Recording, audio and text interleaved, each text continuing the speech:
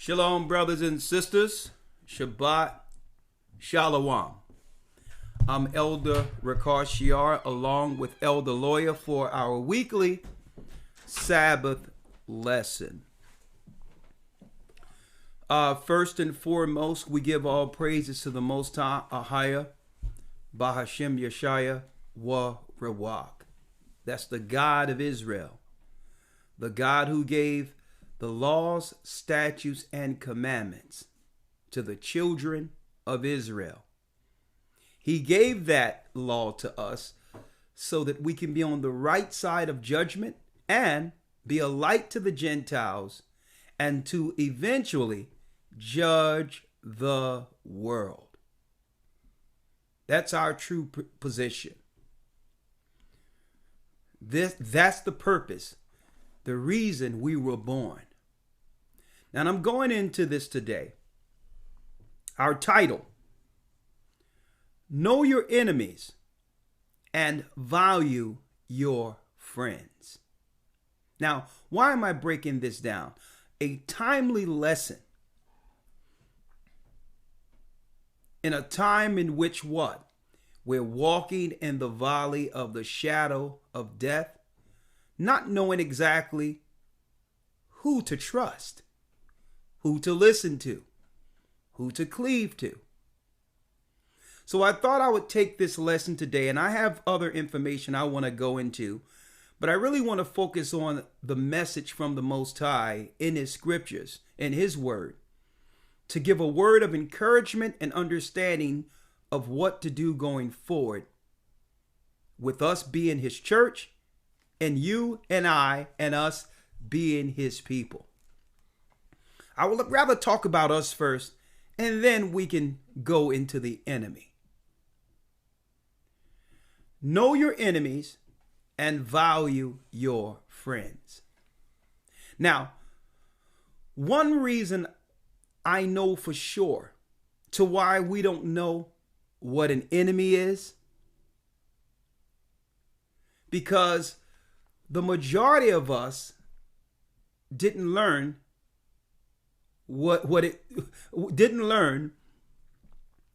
how to choose or know a friend. We never quantified what a friend is. Why? Because in order to understand what a friend is, we must first be friends of God. And some people don't understand what that means. What does that mean to be a friend of God? Well, if you don't know His friendship, you're going to go through life, confused to why relationships continue to fragment and destroy, because we choose wrong in the first place. We didn't understand the structure or the understanding of friend according to God. Now, by not becoming a friend of God first, we find it hard to keep friends, not knowing what a friend is. Right? So check this out. I'm going to break it down today. Because too many times what happens, you can go check that out real quick. Too many times what happens is this. I need you all to focus with me. We go through life with resentment. And that resentment comes from broken relationships and what? Failed expectations. We had expectations of people that failed us, which leads to dysfunction, darkness, and eventually non-trust. See? And that's where the enemy comes in. We get let down over and over again, expecting a person to fill a void that was meant to be filled by the Most High first. See? We're going to talk about this today.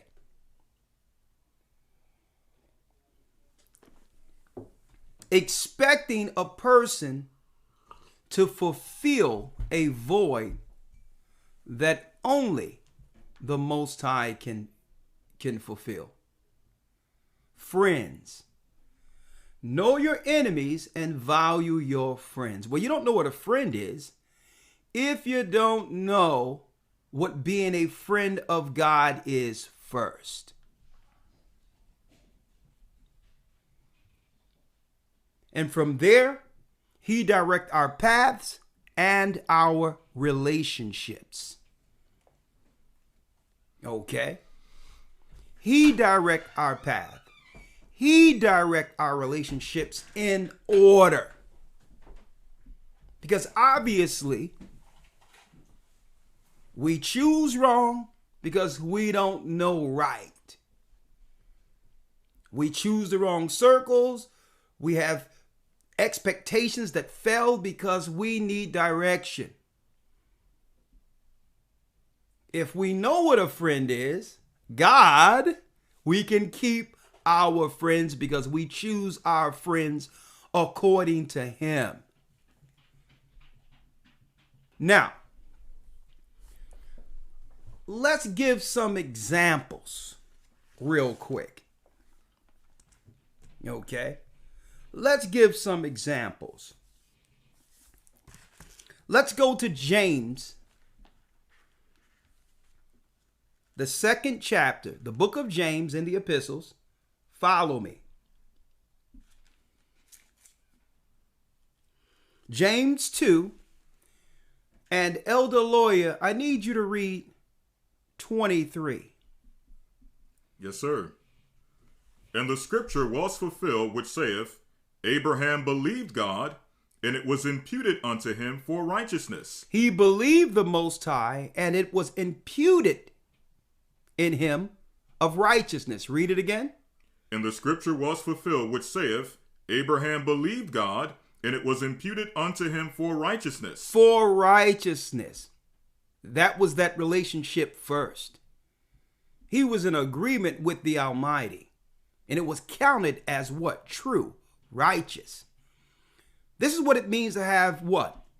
A true relationship with God. We as Christians use that phrase all the time. I got a personal relationship with God.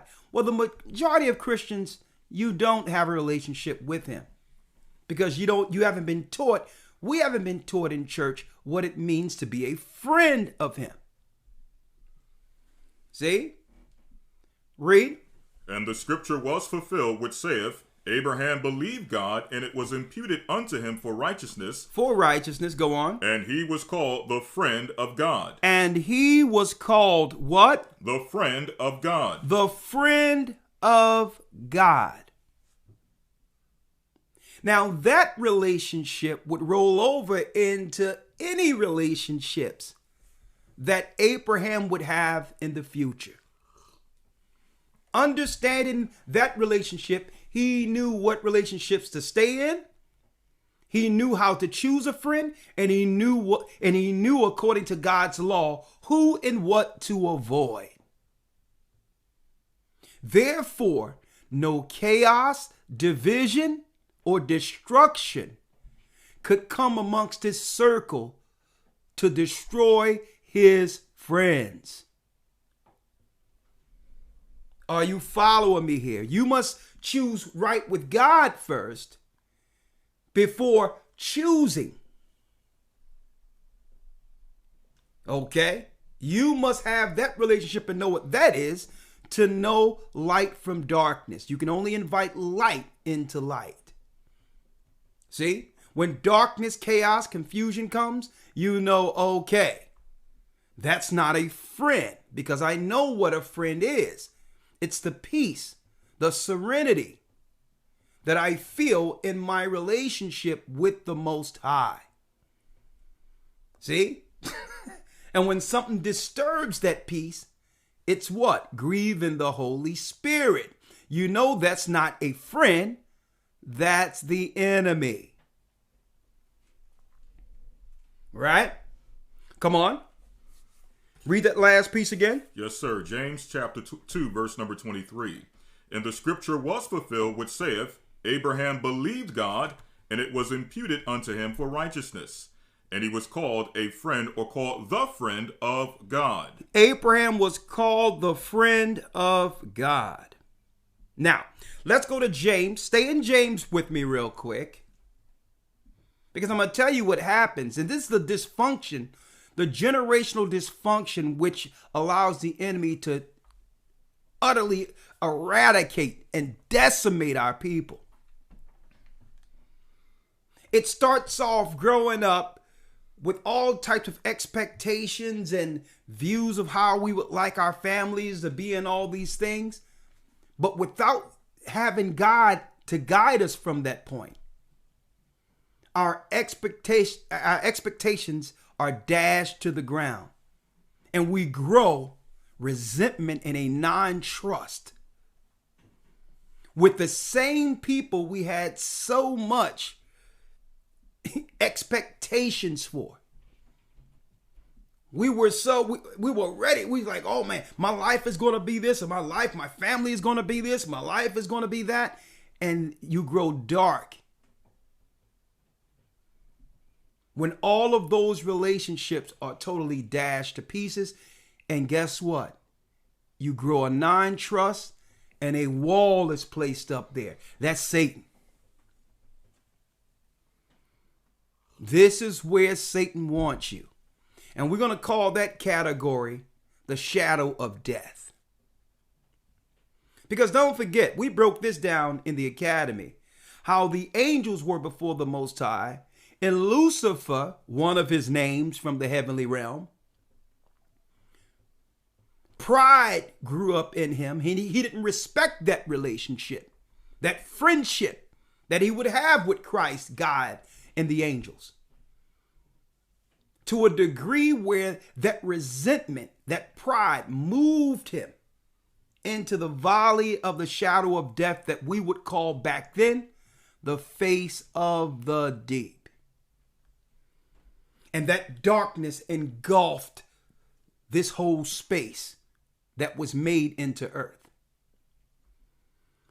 It's that wall and that cloud of darkness that we surround ourselves with after being disappointed. And only the light could shine through to bring some order called day against the night.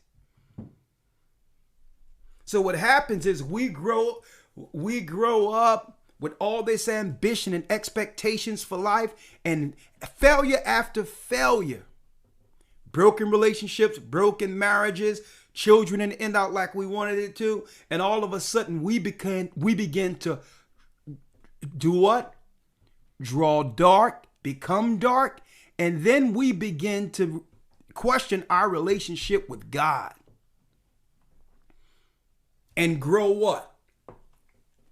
The shadow of death. We become engulfed in the shadow of death, with dashed expectations, because we didn't know what it meant to be a friend with the Most High first. And this is why Christ came into the world. See? We have to stop going to people to fulfill what only God can first. And by becoming a friend with him, we'll choose our people wisely, so we don't have the disappointments we once experienced in the past. And this is the chance Christ is giving all of us to become a friend like Abraham was a friend with the Most High. Stick with me here. I'm going someplace. Let's go to James 4:4. Yes, sir. James 4, verse number 4. Ye adulterers and adulteresses. You adulterers and adulteress. Read. Know ye not that the friendship of the world is enmity with God? Don't you know that the friendships of the world is enmity with God? The friendships of the world is carnal. They were meant to leave us broken, confused. See? Don't you know that what? Read it again. Ye adulterers and adulteresses, know ye not? Now, when it says adulterer and adulteresses, elder lawyer, normally one would think of adultery in the physical sense. But that's only one layer. Adulterer and adulteresses, there's also what the Bible deems, and you can read this in the book of Revelation, when it comes to the flood that came from the harlot, the whore, the Roman Catholic Church, spiritual fornication. Spiritual fornication is when just being still and just having what the Most High have given you, when that isn't enough. When you become covetousness, and then it turns into a spiritual fornication where you're never satisfied. You must go from this religion and get the idea of what they'll bring to bring prosperity in your life. You must go to that religion. You must go to Eastern religions and Asian religions and all these different philosophical ways of living. When the Bible deems that spiritual fornication, that's a person who has no resting place. Oh, the purpose-driven life. Oh, God can send me this. If I think it and make it so. Oh, the universe. That is an adulterer. That is an adulteress. You're trying to come in, get to God and get prosperity and a good life the wrong way. There's only one way. So when you start dabbling into all these different philosophies and ways of life and religion, that's an adulterer. That's spiritual fornication. That's our people going after false gods and doing what? Turning our back on our only friend. Our first friend, God. And if we can betray him first, it's impossible to keep friendships intact. Because we don't understand what it means to be loyal to him.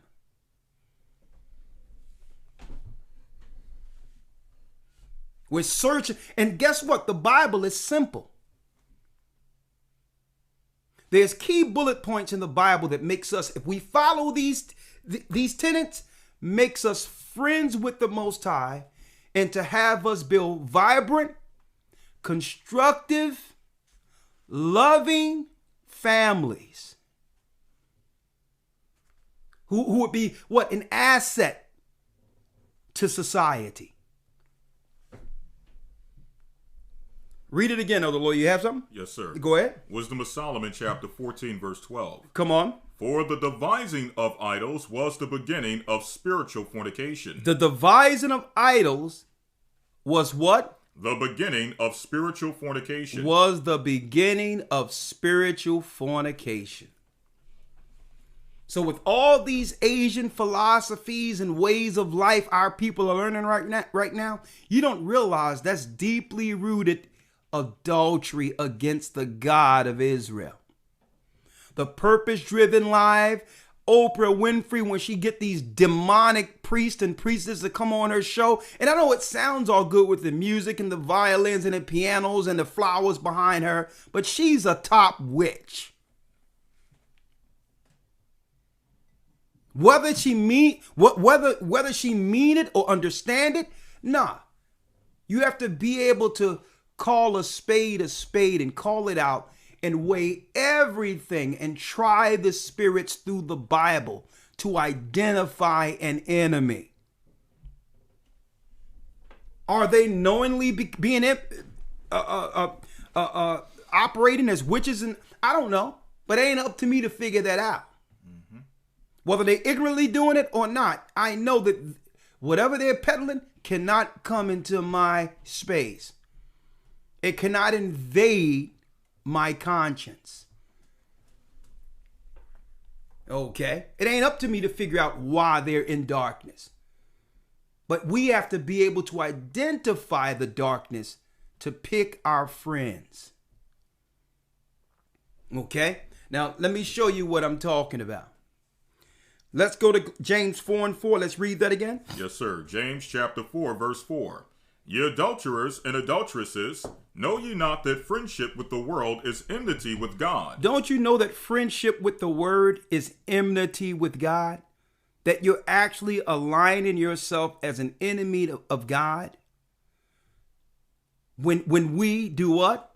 Love the world and choose the world based on world's ambitions and aspirations, you become an enemy of God. See? You want to know why people are falling out and falling for this campaign and dying in number? That's prophesied too, and I'm going to go into it. Folks, I'm going into it. This is all prophetic what's going on right now. Satan is getting his, and the Most High is preserving his friends the same time. See? Come on. Whosoever therefore will be a friend of the world is the enemy of God. If you are a friend of the world, you are an enemy of the Almighty. But here's our issue. Let's get to the root of what our issue is as a people. How we would regularly trust the enemy to come in. First of all, because we don't have a foundation to discern what an enemy is. And the other thing is because we've been so broken under the curse, we'll do anything to receive some level of love, of feeling and emotion. Let's get Jeremiah 2:33. See, Satan knows this. If you don't know what a family is according to God, if you don't know what a proper upbringing is and what a proper community is when it comes to the word of God, you'll go throughout all your life longing to seek love and validation. See, that's what'll happen. See, but there's a reverse to that. When you grow as a friend of God, understanding the law, statutes, and commandments, understanding what you want for your family according to God, and have that God cover you, then you're in the reverse of that. You're not seeking love. People are seeking to be around you, to learn what love is. And this world see this as an air of confidence. That's how the world deemed that. No, it's an assurity that I don't need validation from this world because I'm attached. I'm aligned with my friend. And that's the confidence people will see and say, you know what? I want that. I want to be around you. But then you have a screening process and say, well, no, you can't be around me if you cannot be a friend according to God. Now you're setting the standards. You're not out there seeking some validation like the majority of our people right now.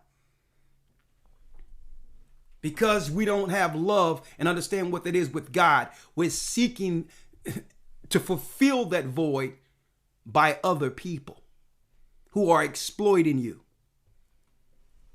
See? Let's read it, Elder Lawyer. Let's read it.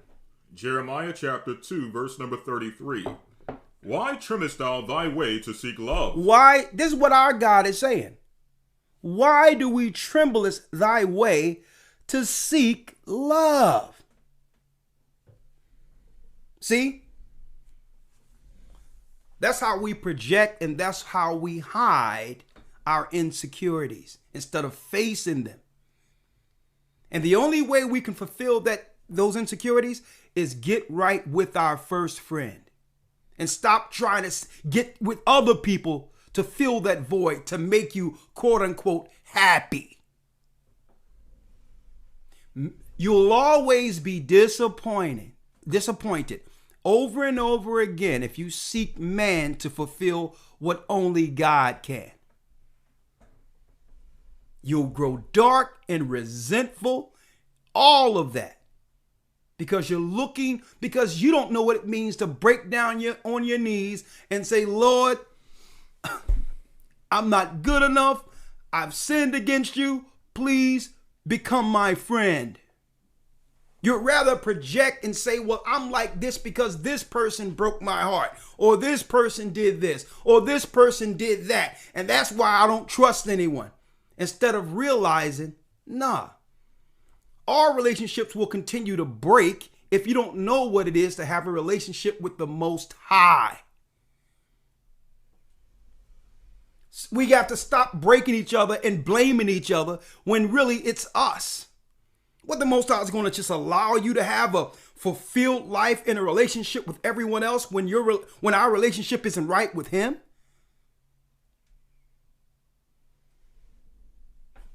It's like, nah. You're not going to know a friend unless you are a friend with me first. Right? Let's go, Elder Lawyer. Yes, sir. Jeremiah 2, verse 33. Come on. Why trimmest thou thy way to seek love? Therefore thou hast also taught the wicked ones thy ways. And that because of this, you are even taught the wicked one thy ways. You become wicked than the wicked ones because our people are trembling to seek love. And by doing so, we're willing to sell out our image, the image of God, to satisfy the enemy. Therefore, you have taken, it says what? You have even taught the wicked how to be wicked. You're overselling wicked just so that they can be entertained. See?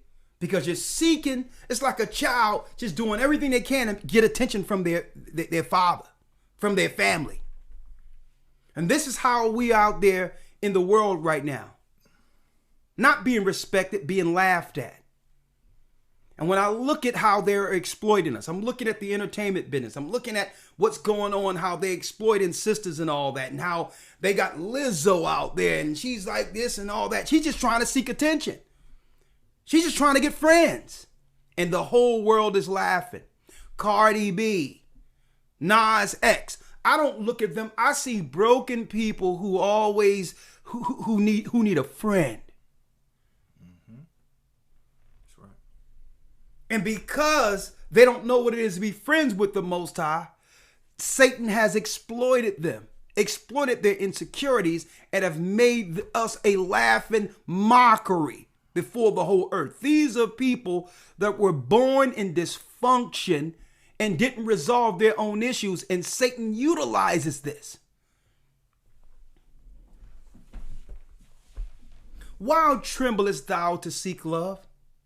We know we're broken. We know the help we need only God can fulfill, but yet we continue. Well, maybe I can go to school and fulfill this. Well, maybe I get into a relationship and find someone who can help me through this. See? Maybe if I go out and find a friend or get a group of girlfriends or guy friends or whatever the case is, but guess what? When you wake up in the morning, when you're there at night to yourself, you cannot escape what's between your ears, your thoughts. And our people thoughts, by doing evil, begin to torment them. Why tremblest thou to seek love? Why? First of all, in order to know what love is, we must separate light from darkness.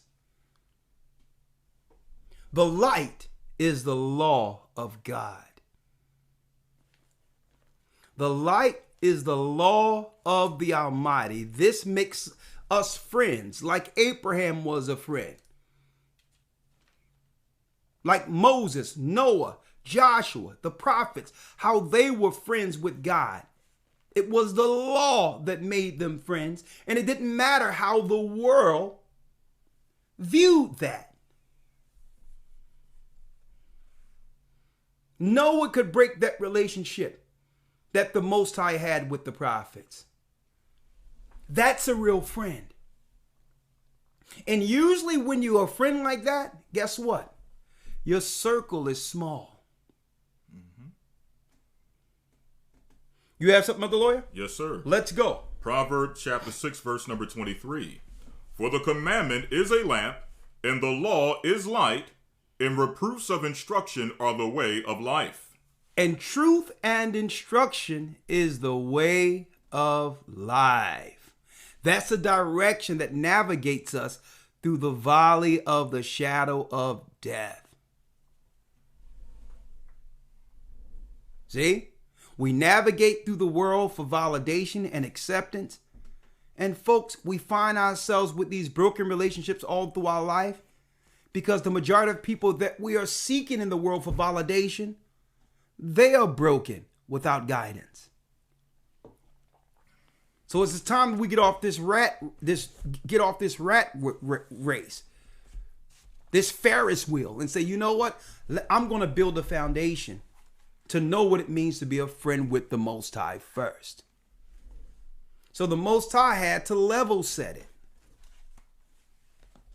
When we left Egypt, he knew that there was many ideologies, spiritual fornication, all types of evil that was going on in Egypt amongst the Egyptians. So the Most High said, no, I'm going to teach you what it is to be a friend of me. The Egyptians are scattered. They're all over the place. They have many gods, many ideologies, many philosophies.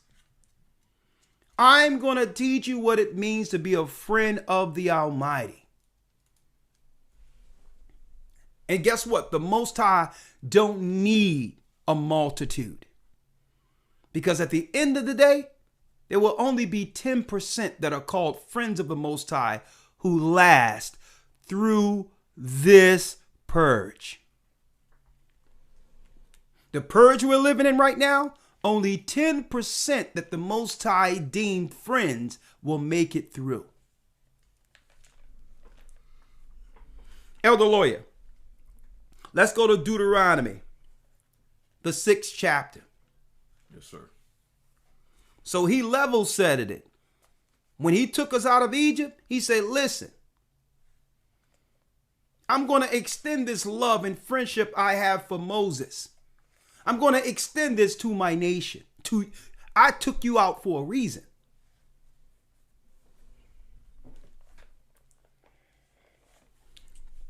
And whenever I have another debate, if I have another, or conversation with Christians concerning the law, I'm going to ask them. The Most High saved the Israelites out of Egypt. The Egyptians were pagans. And he gave his people a law that would establish a relationship between him and his people. Was that God right or wrong? And there's nothing they can do to prepare themselves to answer that question. Was that God who took the Israelites from amongst pagans and gave them a law, was that God right or wrong? Because that's a relationship between God and his people. The same way when a husband and wife make a vow to be married, that was a vow between what? That was a vow between God and his people. An oath. If you do this, you'll be my people and receive the kingdom of heaven. That was an agreement. So I'm going to ask Christians, because they always say the law, well, I can't keep the law. I can't. Okay, so what are you saying? The God that gave the Israelites the law, was he wrong? Because without the law, we're lost. We're dysfunctional. And we can only seek in darkness. We can only seek in darkness now. Now that we don't have the light or the pathway, we can only seek in darkness to fulfill our insecurities. And if your darkness be light, and if your light be darkness, how great is that darkness? So I'll go back to the Christians and say, well, okay, I'm gonna put the ball in your court. I'm not arguing with you. The God that gave the Israelites the law, statutes, and commandments, was he right or was he wrong? Try that question, folks. And watch you see them scurry away, because if they answer it and said that he was wrong, then outright they're telling you their God is Satan. And if they said, well, hold up, that God was right, then now the ball is in your court to say, well, guess what? It was that God who sent Christ.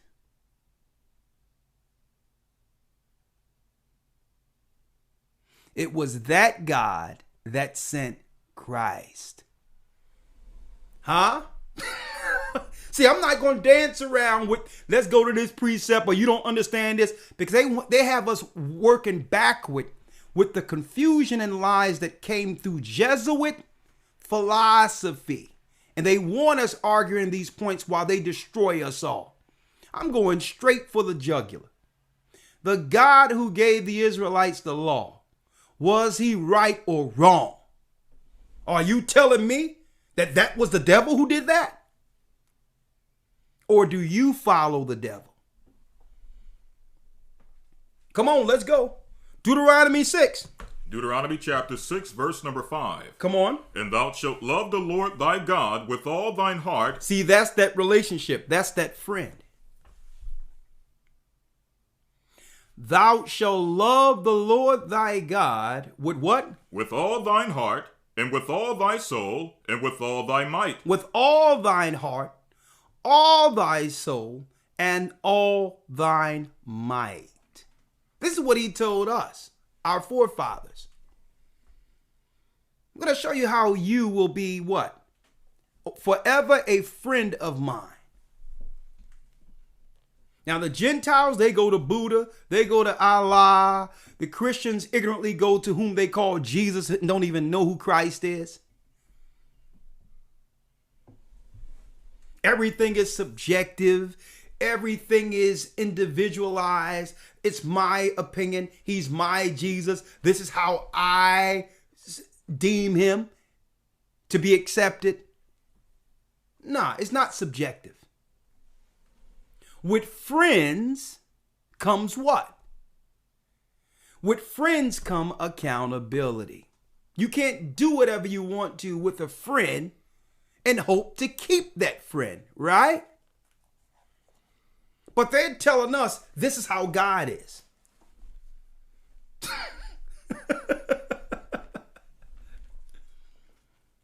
You can treat him however you want and he'll still accept you. But that doesn't even work in real time, in real life relationships, where you can do whatever you want and be accepted. That means we'll do more work to try to keep a relationship intact as far as fulfilling the rules in the agreement of a relationship to keep it intact when it comes to people. But we don't even apply those same actions to our relationship with God. Let's go. You have something? No, sir. Okay, come on. Deuteronomy chapter 6, verse number 5. And thou No, let me repeat that again if that went over people's heads. If you got a friend, you understand that friend's pet peeves, and there's certain things you do not to offend that person, valuing their friendship. So there's rules in play to keep a friend. But we're claiming that there is no rules to keep God our friend. See? It's subjective. I can do whatever I want and he'll still love me and accept me. But that doesn't even apply in real time. That's the delusion we've come to in this paganistic evil belief system that's been established called Babylon. Where this God has no rules and he'll be your friend regardless of how you treat him. When that doesn't apply real time in what? In the circle of our friends, that doesn't apply. You say the wrong things, you do something they don't like, and they'll cut you off. So we have more respect for the friendships we develop with people than what? The relationship that we should have had intact first with our God. That's backward. Come on, other lawyer, let's go. Deuteronomy chapter 6, verse number 5. And thou shalt love the Lord thy God with all thine heart, and with all thy soul, and with all thy might. Come on. And these words which I command thee this day shall be in thine heart, and thou shalt teach them diligently unto thy children. Now listen what the Most High said. In order for you to be my friend, you should love me first. I will hedge you and protect you through all of this. But it's not just upon you to be happy, husband and wife. You must bestow these same values on your children. Here's your purpose in earth. Your purpose is to love me with all your heart and all your soul and understand what that means by following my law. And you are to instill this in your children. You must teach your children to be my friend. That's your side of it. My side of it is I'm going to set you up as the children of God, and no nation on earth or the gods they serve would be able to what? Assail or oppose you. I'll fight in front of you. I'll protect you. If you keep this oath, I'll protect you. But you must teach this to your children. Because the day your children begin to believe in the gods of the other nations, eventually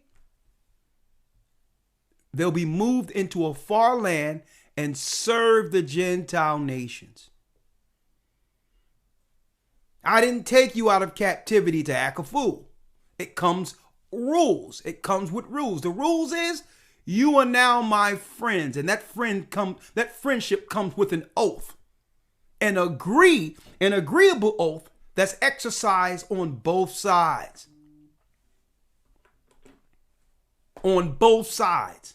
The Most High will do what he said he's going to do, and if only we fulfill our side.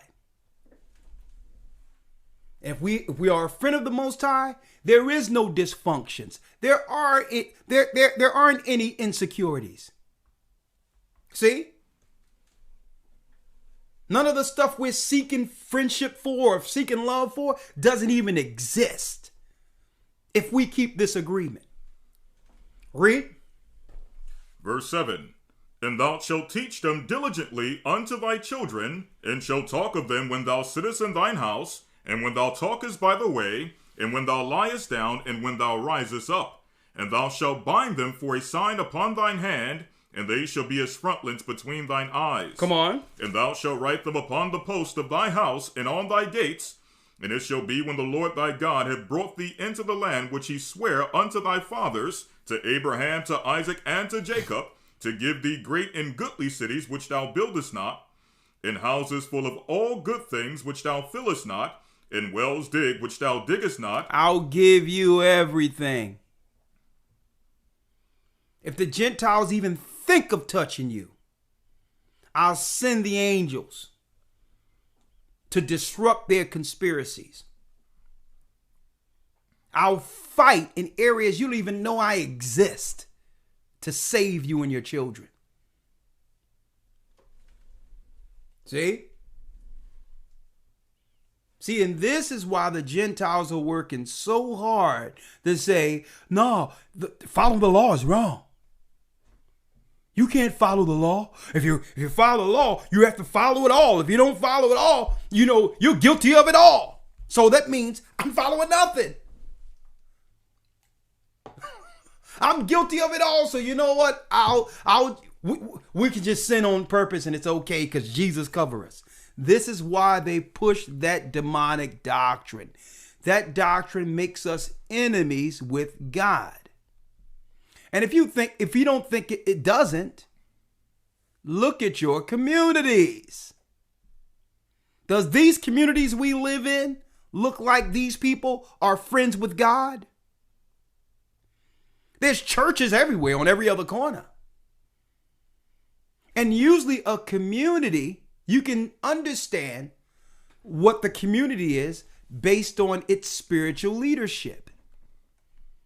See? You can tell whether or not it's chaos or order based on its spiritual leadership. You go into the suburbs, there's only one church, and usually they're meeting to make sure the values are instilled in that community that would keep their children intact and protected. You go into the Jewish community. They have their own police, their own this, that, and the other, and the values to uphold that community is taught first religiously in their temples. See? And when you go outside, everything is manicured. There's no trash anywhere. Total order. You can usually find out what's going on in a community based on their religious what? Hierarchy. So here's the hierarchy. This is what's going on in our communities. God don't want you to follow the law. It's okay. If you follow one part of the law, you're breaking it all. So just figure it out as you go along. Just love Jesus. Praise Jesus, confess his name, but yet sin against the Jesus, the Most High God of Israel sent. So usually when you look at a community, it's a direct sign of bad religious, in our communities, bad what they would call religious leadership. Look at our communities. Well, that's the God that's ruling in these Christian churches. There's no order, and they're teaching that. And the Most High says, you know what? If you're going to be enemies of mine, I'm not fixing anything for you. I'm not fixing nothing for you.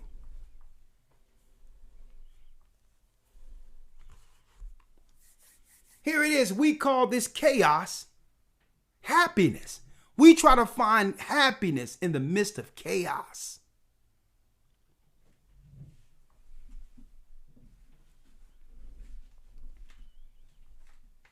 I need y'all to understand that we have to first start from the beginning now. We need to go back to the law and say, you know what? All right, God, how do we become your friend? This isn't working. The Christian churches have forsaken God. The Muslims, they've been straight out Satanists from the beginning who rejected Christ. So it's upon us as individuals to say, you know what? Lord, I'm going to become your friend. I'll become your friend, and we'll start someplace else. Finish reading, Elder Lawyer. Yes, sir. Deuteronomy chapter 6, verse number 12. Then beware lest thou forget the Lord, which brought thee forth out of the land of Egypt. Now he says, beware lest you forget the Lord who brought you here. Don't ever forget this moment. So anytime I'm speaking to a Christian, they want to talk about the law and all that. Listen, don't come to me talking about the laws done away with. In a building you call a church that you know needs law. Molestation, perversions, all of these things that's now a norm when reported from our black churches, from our churches. How dare you come and claim the law is done away with? This? No other place need law more than us. Pastors running around and doing whatever they wanted to do. Here it is, the churches are totally decimated to a degree where the people guess what? The people in the community know that the churches are a laughing stock. But yet you keep repeating and regurgitating this thing, no law, no law, no law. Now the Most High says, I'll tell you what, if you forget this law, read. Then beware lest thou forget the Lord, which broughtest thee forth out of the land of Egypt, Come from on. the house of bondage. Come on. Thou shalt fear the Lord thy God, and serve him, and shalt swear by his name. You shall not go after other gods. You shall not go after other gods. You shall not go after other gods. And see, and that's the issue our God, the God of Israel, has with these religious leaders. They can be good orators. They can actually quantify our current plights. But the Most High has a controversy. He has a problem with them. Anytime, it doesn't matter how eloquent you are, you can actually uphold another God, you are an enemy. And it doesn't matter how articulate or gifted you are as a speaker.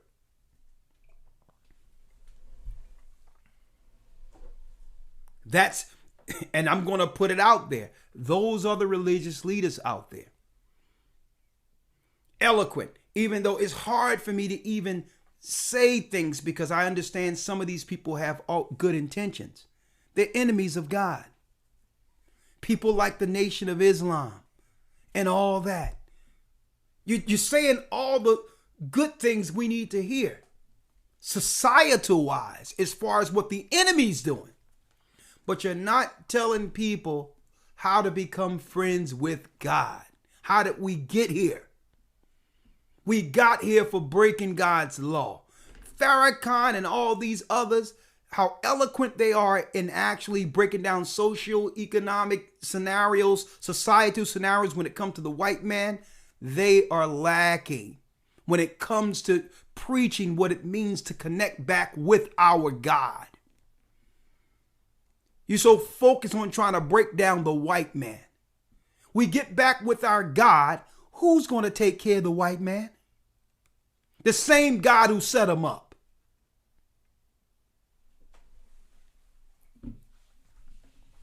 So we tend to make the white man the whole focus concerning enemy.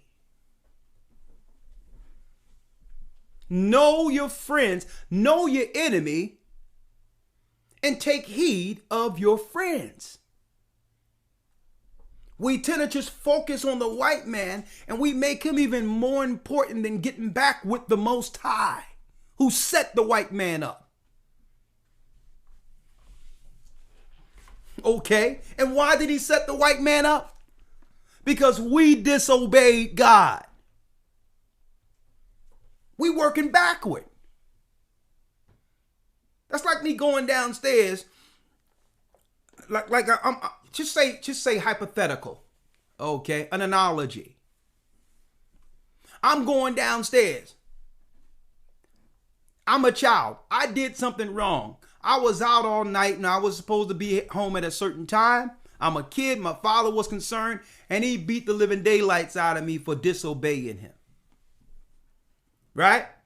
But instead of me doing what it takes to get back under the graces of my father so that he can forgive me and accept me back, I go downstairs and find the belt he whipped me with and say, it's your fault.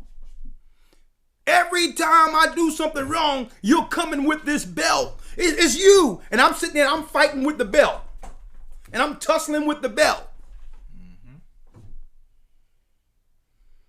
I'm like, and guess what? And it's deep that I'm bringing this analogy because I remember times growing up on Diamond Street, North Philadelphia, where me and my sister and us, we knew we were doing wrong. And we went and hid the belt so that my father couldn't find it. And this is what happens when we focus solely on the white man. We think we focus on that, it leads us where we can show all the bad the belt can do and what it has done. You whipped me one time, you almost hung me. You know, these whips on my back, and I had to put grease on my back and all that. We so busy focusing on that we have forgotten why we were whipped in the first place.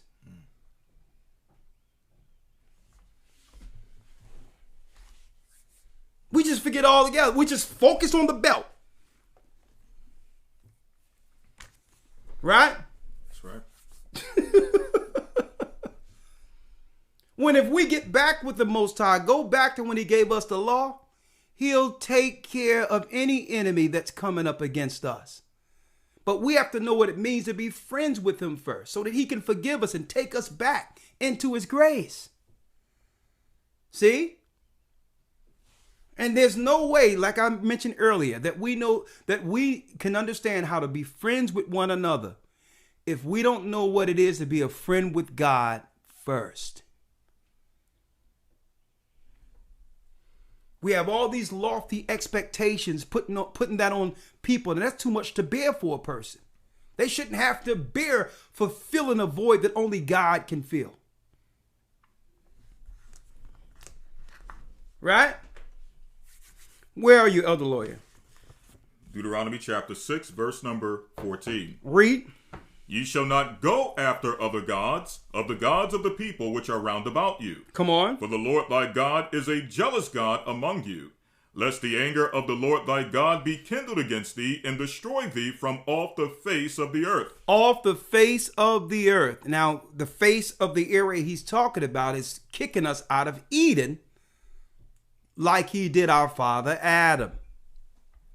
We would lose our homeland for disobedience, because the agreement taking us out of captivity is that I'll give you a land flowing with milk and honey if you continue in my grace, if you continue to be my friends and teach your children to be my friend.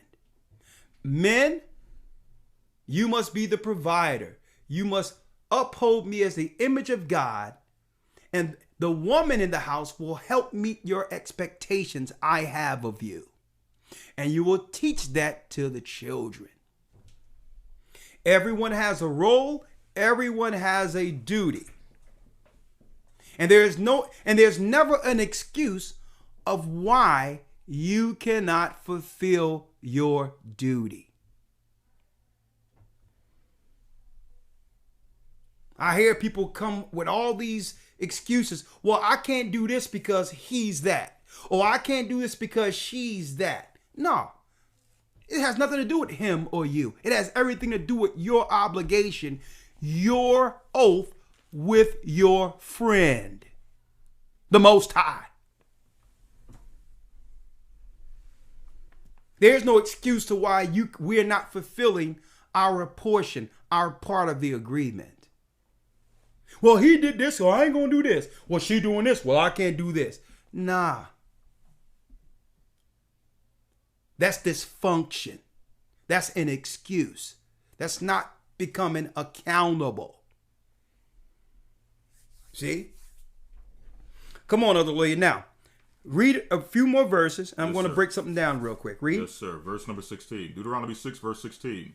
Ye shall not tempt the Lord your God as ye tempted him in Massah. That means try him.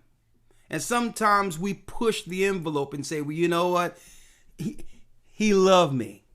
He loved me so much where he's not going to do anything if I keep turning my back on him and sinning against him. He's not going to do it. He loved me too much. He's God. He's all loving. And we tempt him. See? So what happens? Go ahead, Elder Lawyer. Yes, sir. Verse 17. Ye shall diligently keep the commandments of the Lord your God and his testimonies. Do what? Ye shall diligently keep the commandments of the Lord your God and his testimonies. You should diligently keep this. That means this is your first job. Not some temporary occupation you deemed to appear successful amongst your peers. Oh, yeah, I got a degree in biology and I work for this corp, that corp. What? Satan's corp. That has no merit and it doesn't move the needle for the kingdom of heaven. See? We try to put our accomplishments out there as if the Most High is looking at your degrees and saying, well, okay, yeah, he or she, I definitely need them for the kingdom of heaven. The Most High could care less about your crappy pieces of paper. Let's read it again. And this is what it is. And this is why even when we go on shows and do certain things, people try to do what? They try to see if they can, if they try to put out qualifiers. They try to put out, make it, or what is your qualifier to be able to actually, give advice? My qualifier is that I'm a child of Israel. My qualifier is that I'm a black man who have suffered oppression for doing what?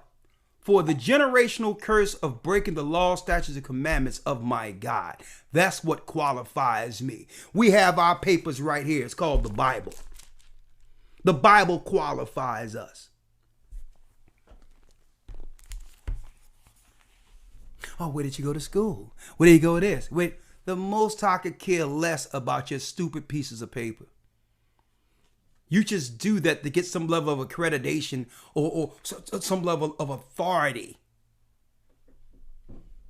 to be revered amongst peers, people. It doesn't work with the Most High. The law, statutes, and commandments is the qualifier that makes us friends with him. And that's what's wrong with this world. Many people go to all these different schools and you know darn well you're not going to use that degree. That degree is not going to transfer anywhere in the real world. But you're doing this for status reasons. To be looked upon as a success amongst our people. But when you look into the communities altogether, you can see that our communities has failed. And you just want to get some level of accreditation and say, well, I'm better than them, when all of us are suffering.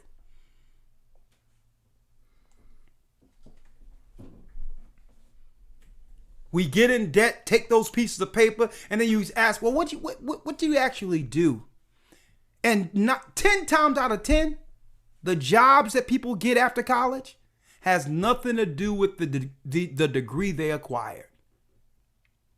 It's about how it looks in the community. Oh, he went to school. She went to school. Yeah, she's different than the rest of us. It's that thing. It's that pride having others who are down there, totally destitute and distraught. Look at you as if you've achieved something while all of us suffer. While all the people suffer. You lied to yourself, and guess what? You're not a friend of God. Because that degree doesn't transfer into us helping our people.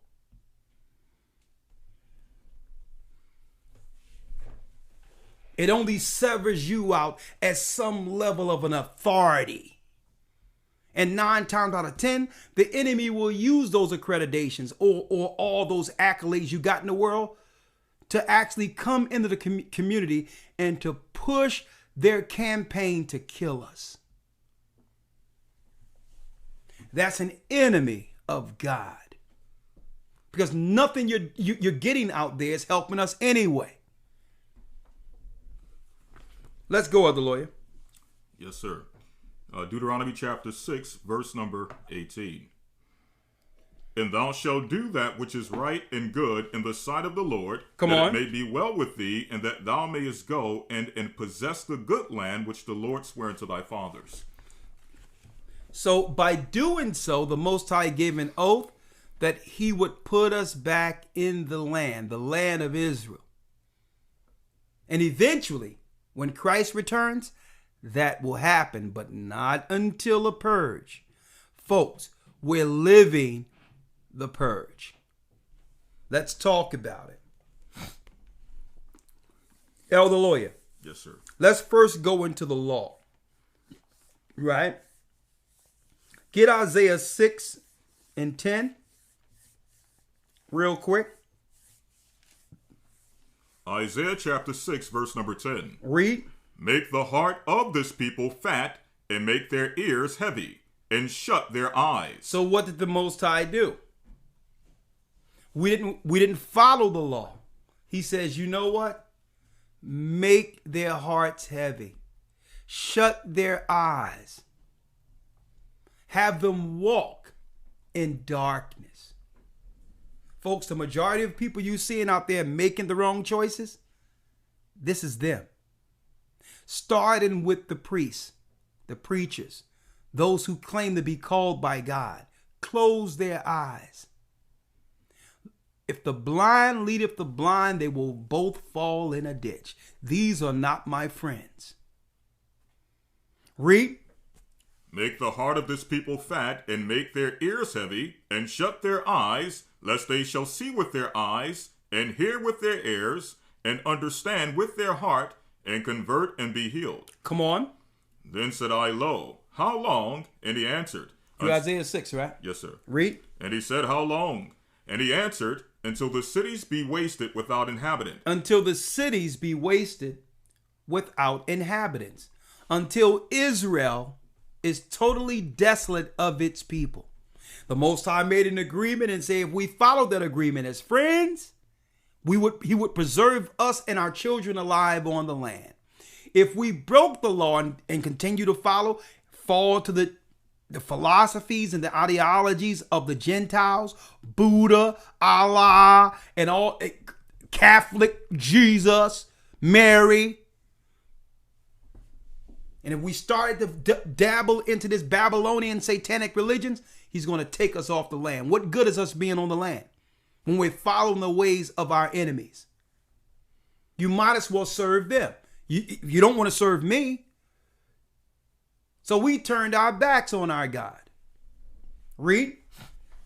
Verse 11. Then he said, Lord, how long? And he answered, until the cities be wasted without inhabitant, and the houses without man, and the land be utterly desolate, and the Lord have removed men far away, and there be a great forsaking in the midst of the land. Come on.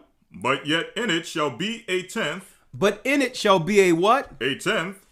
10% will be preserved for the kingdom of heaven. There will be left out of all the desolation a tenth. 10%. Now check that out. That's written in the law of the heavens that was established through the order of Melchizedek. Abraham, and I'm going into this tomorrow, Abraham, the promised seed, after the slaughter against the kings of Sodom and others, 10% he gave the Melchizedek. And we know Melchizedek was Shem. 10%. The priesthood, the tithing, 10% in respect of the elder or bishop that's established. The congregation during the priesthood of Levi gave 10%. And it tell you in Hebrews, the 6th and 7th chapter, that Christ came after that same order, the order of Melchizedek, which means instead of the Levitical priesthood, that the tithe would be according to the churches established under Christ, led by what? And directed by the 7 angels. And at the end, out of all the earth, the Most High is going to collect his 10%. These are they in the earth who are his friends. So what does this mean for everyone else, folks? 90% are going to walk in darkness, the valley of the shadow of death, and they will die. I said it last year when they moved out this campaign that this is a death angel coming through, and the people are walking delusion, are choosing death because they're not friends with God. Here's the reality of the matter. If the Most High have blinded eyes where they cannot see and ears that they cannot hear, and the reason why is because these people, they want to live the delusion. They want to believe the lie. They want to continue being enemies with God. See? This is what they desire. This is what they desire. We must let them choose. What else you have, Brother Lawyer? Yes, sir. Just more on the 10th. This is Ezekiel chapter 20, verse number 37. Come on. And I will cause you to pass under the rod, and I will bring you into the bond of the covenant. When you go to the book of Leviticus chapter 27, verse number 32, we find out that passing under the rod signifies 1/10 of the Lord's sheep being sealed. It says here in the book of Leviticus chapter 27, verse 32, and concerning the tithe of the herd or of the flock, even whatsoever passeth under the rod, like it says in Ezekiel 20, the 10th shall be holy unto the Lord. The 10th shall be holy unto the Lord. Those that have been friends with the Most High are being navigated through the darkness. We're not confused at all. And guess what? We're hedged. The devil cannot force nothing. And what I'm amazed at is that the majority of the people who claim that the law is done away with, according to God, are now standing in line because they're saying the law claims, the law of the world or the law of the land deem this mandatory. So we would choose the law of the land over the laws of God. I need y'all to check this out. The same people that are claiming the law is done away with are saying, well, you got to do it. It's mandatory. It's the law. That's what Fauci's saying. That's what he's saying. That's what she's saying. It's to a point where we would honor the law of the land over the laws of God. Well, guess what? You, listen clearly, you are friends with Satan. And because of that, hold up, get Isaiah 1 and 9. There's a few things I have to bring out here. Yes, sir. Isaiah chapter 1, verse number 9. Except the Lord of hosts hath left unto us a very small remnant. Unless the Most High have left unto us a very small remnant, we should have been as Sodom, and we should have been like unto Gomorrah. We would have all died like Sodom and Gomorrah. And you can't tell me the Western world and what's being promoted on TV and everything. You cannot tell me we're not in Sodom and Gomorrah. But out of all of this, the Most High has a 10th that he called friends. A 10th that he calls friends. And it's up to us to decide, are we one of those? That's where free will comes in. It's up to us to decide, will we be friends with God or serve the lesser God that will die with this world. Isaiah 1 and 9 again. Yes, sir. Isaiah 1 verse 9. Except the Lord had left unto us a very small remnant, we should have been as Sodom, and we should have been like unto Gomorrah. We should have been like unto Sodom and Gomorrah. And that's 1/10. Now, I know there's many people because guess what? I grew up early years, Israeli Church of UPK, Israeli School of UPK, Church of UPK. And then after that thing dissolved, it been resurrected through YouTube. But Let me tell you, we were teaching out on the streets in the early 90s that 2/3 will be cut off and die. Well, that 2/3, folks, is in the wilderness. That's not talking about 2/3 of the earth. Only 1/10 of the earth will make it. And then there will be a purging in the wilderness where 2/3 will be cut off because there will be rebels in the wilderness who will oppose Christ before we go into the land. 1/10, folks. That's a very small number that will be left. Thank you. 1/10. Okay? Now let's talk about it. If the Most High have sanctioned a time of darkness in this earth, there's nothing we can do about it. Hence the reason for our lesson the other day, our broadcast, let the dead bury the dead. They're not friends of God. They could care less what this Bible have to say. The only reason they claim to be Christians and they claim to deal with the Bible, it's really about the status of how they're viewed by people around them. They're using the status as an heir of righteousness, when really these people don't believe in the Bible. They're friends of the devil. The same way I said earlier, how people use their degrees as some level of accreditation or some level of acceptance or being revered in the community. Well, that's the same as Christians who claim to be Christians. They don't really believe in the Bible. They're not friends of God. They hate God. I'm going to tell you that right out. Now, those are some bold statements, but I'm going to prove what I'm saying. Let's go to Isaiah 4:3, Elder Lawyer. And Isaiah 10:22.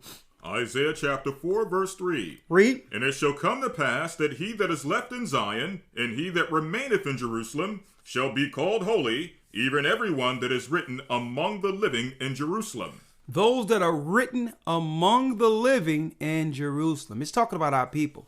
Now, it's not talking about those people over there in Israel fighting, about to go into war in Iran and all. They're not talking about them. Because the majority of those people are Romans. The hierarchy is Rome itself. They're just colonizing the Middle East. Okay, it's not talking about them. It's not talking about a restoration of Edomites going into the land. No. That's talking about there will be 1/10 of our people who are friends with the Most High, whom the Most High is saying, who have told the fallen ones here on earth from the heavens, hands off. You will not touch my anointed. See? And they know. See, there's a spiritual law too, where Satan and the fallen ones who rule your politicians and your religious leaders, they're only subjected to those who sin or have an agreement with him. They cannot touch those whom the Most High has preserved to bring forth children for the kingdom of heaven. Hands off. And that's the heavenly law. So if Satan can promote sin, gluttony, evil, fornication, he'll get the numbers he'll have access to control. Because they belong to him anyway. See, that's the spiritual agreement amongst the luminaries. See, I don't know if this went over people's head. There's a certain number of the people who belong to God, whom God loves, who is his friends, that Satan and his angels, they can watch us, and they can watch us all they want. They can try to tempt us all they want. But if we're under God's law and he's our friend, they cannot touch us. See? That's the laws of the luminaries. There's an agreement. So what they do is they'll try to control the 90% that have already chose Satan. They don't believe, these people don't believe in the Bible. They just call themselves Christian. That's an air of righteousness to be used amongst the shadow of death. I'm going to tell you this right now. They'll just use those to try to attack everyone else because these are Satan's agents. If you hear someone say the law is done away with, we can't follow the law and making law bad. It's like that Eddie Murphy movie where the preacher comes out, evil is good. That's what I think. Good is evil. See? If you hear that, know that these people are friends of the devil. And I'm going to show this. Let's go to Isaiah 10 and 20. Let's go. Isaiah chapter 10, verse 20. And it shall come to pass in that day that the remnant of Israel, and such as are escaped of the house of Jacob, shall no more again stay upon him that smote them, but shall stay upon the Lord, the Holy One of Israel, in truth. No longer will we trust and stay upon the same people who have destroyed us, our enemies. Read. But shall stay upon the Lord, the Holy One of Israel, in truth. The remnant shall return, even the remnant of Jacob, unto the mighty God. For though thy people Israel be as the sand of the sea, yet a remnant of them shall return. The consumption decreed shall overflow with righteousness. For the Lord God of hosts shall make a consumption, even determined in the midst of all the land. Therefore thus saith the Lord. Let me keep going. No, just hold tight. Yes, sir. Hold tight. Now I'm going to go into how to recognize those who are with Satan as friends and those who are with the Most High. Now, I quantified it with the law, but there's more. Hold tight.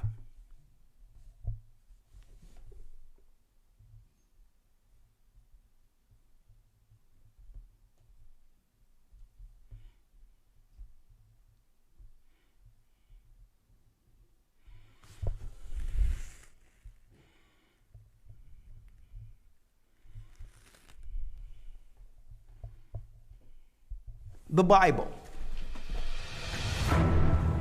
Is it hard to understand? When it comes to reading the Bible, the first thing that comes to mind is the fact that this is the Word of God. The seals have been broken, and the truth is here. And when we go throughout the scriptures, when we go throughout extra biblical records, we find that the language that God employed, that He used to create the heavens and the earth, was the Hebrew language. Christ said, I came for the lost sheep of the house of Israel. But yet no one, no religious leader, no religious church out there anywhere can now identify the 12 tribes of Israel. Can we? God is quite simple, but it seems as if man makes understanding Him hard. What are those mysteries? The truth of your book and the truth will make you free. The Hebrew and Bible Academy, you're invited.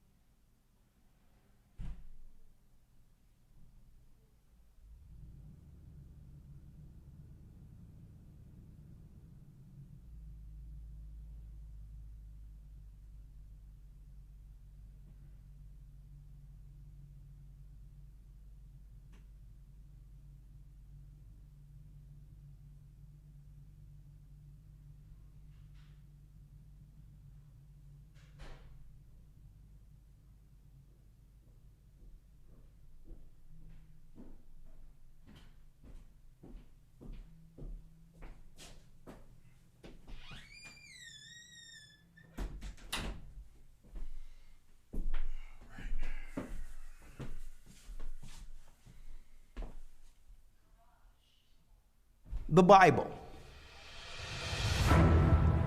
Is it hard to understand?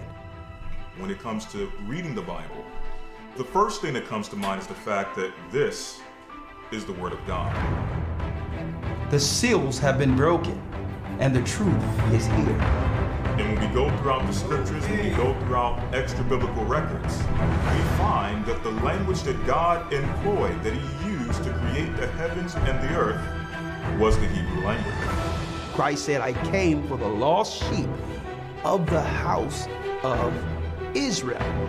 But yet no one, no religious leader, no religious church out there anywhere can now identify the 12 tribes of Israel. Can we? God is quite simple, but it seems as if man makes understanding Him hard. What are those mysteries?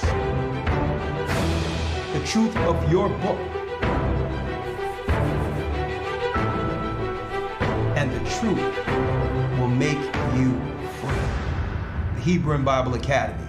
You're invited.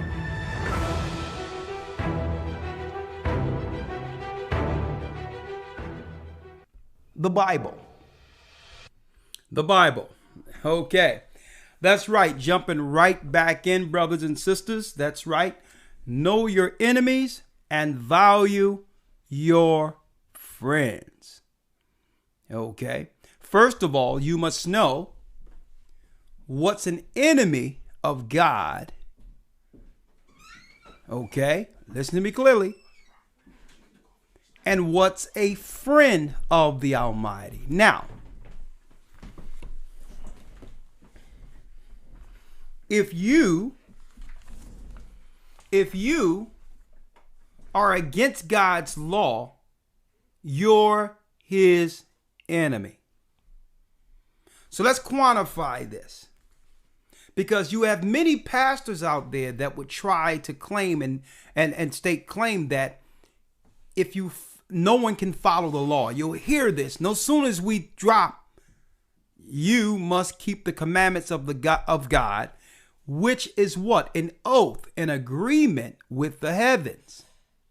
Okay? So they'll immediately go to Paul and say, well, no one can keep the law. Or if you offend in one, you offend in all. Not rightly dividing the word of truth. Because Paul didn't break God's law.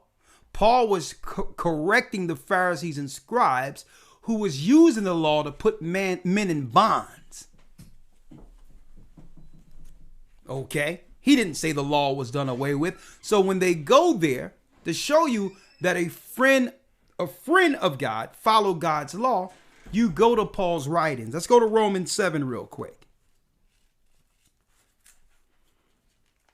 Because again, I'm going to bring this around full circle for those who were here from the beginning. The whole context and what we're breaking down is the reason why we can't keep friendships intact and that we keep breaking relationships and all that is because we don't know what it is to be a friend. We haven't been taught to be a friend with God first. And it goes back to getting on code, following God's law, getting ourselves together, getting that relationship together so that we could have healthy relationships and long-term friendship like our grandparents used to have. Okay, there was one time people would have circle of friends throughout their whole lifetime. But that doesn't exist anymore. Let's go to Romans 7 and 7. Let's go. Romans chapter 7, verse 7. What shall we say then? Is the law sin? God forbid. So now Paul is coming back and telling you Christians, is the law sin?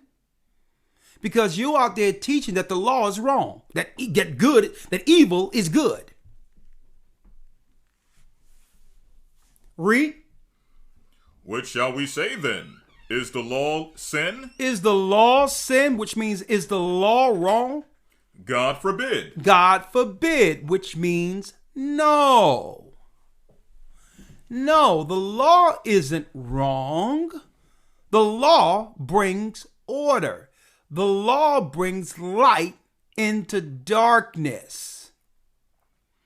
Because you don't know what's wrong or what's sin in the communities unless you first know the law, statutes, and commandments written of in the Bible.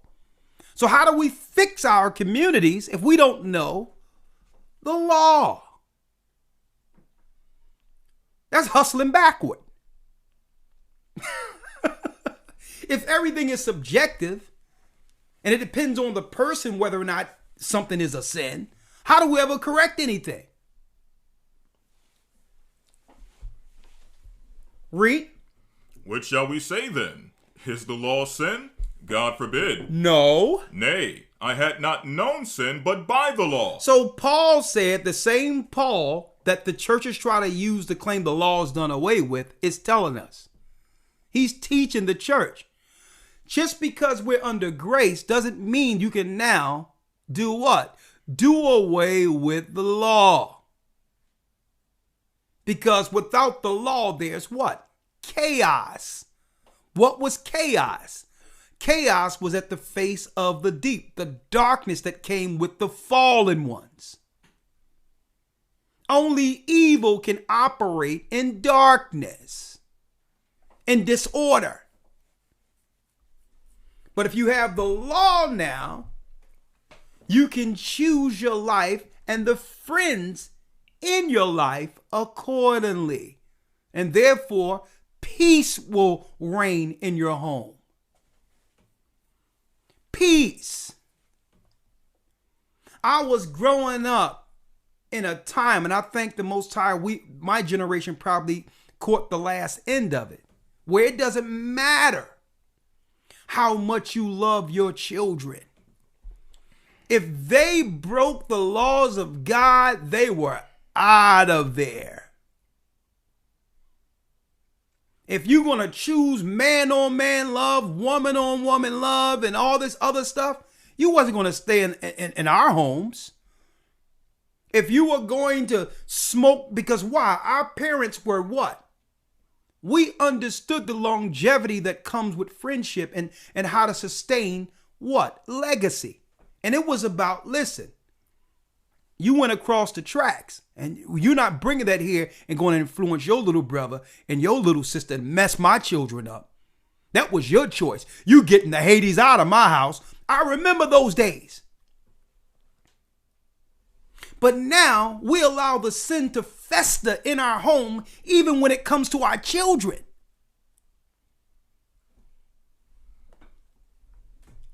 We try to hold what you would call, we try to hold the line of morality, being parents, but excuse certain activity in our homes when it comes to our children, to a point where women now are letting their daughters have their girlfriends stay over. Or they're bored. Let me tell you, it wasn't like that when we were growing up. You couldn't have a young man go into a girl's house and live in her home. That's right. You couldn't have that. If you old enough to sleep together, guess what? Somebody gonna make some money and get up out of here.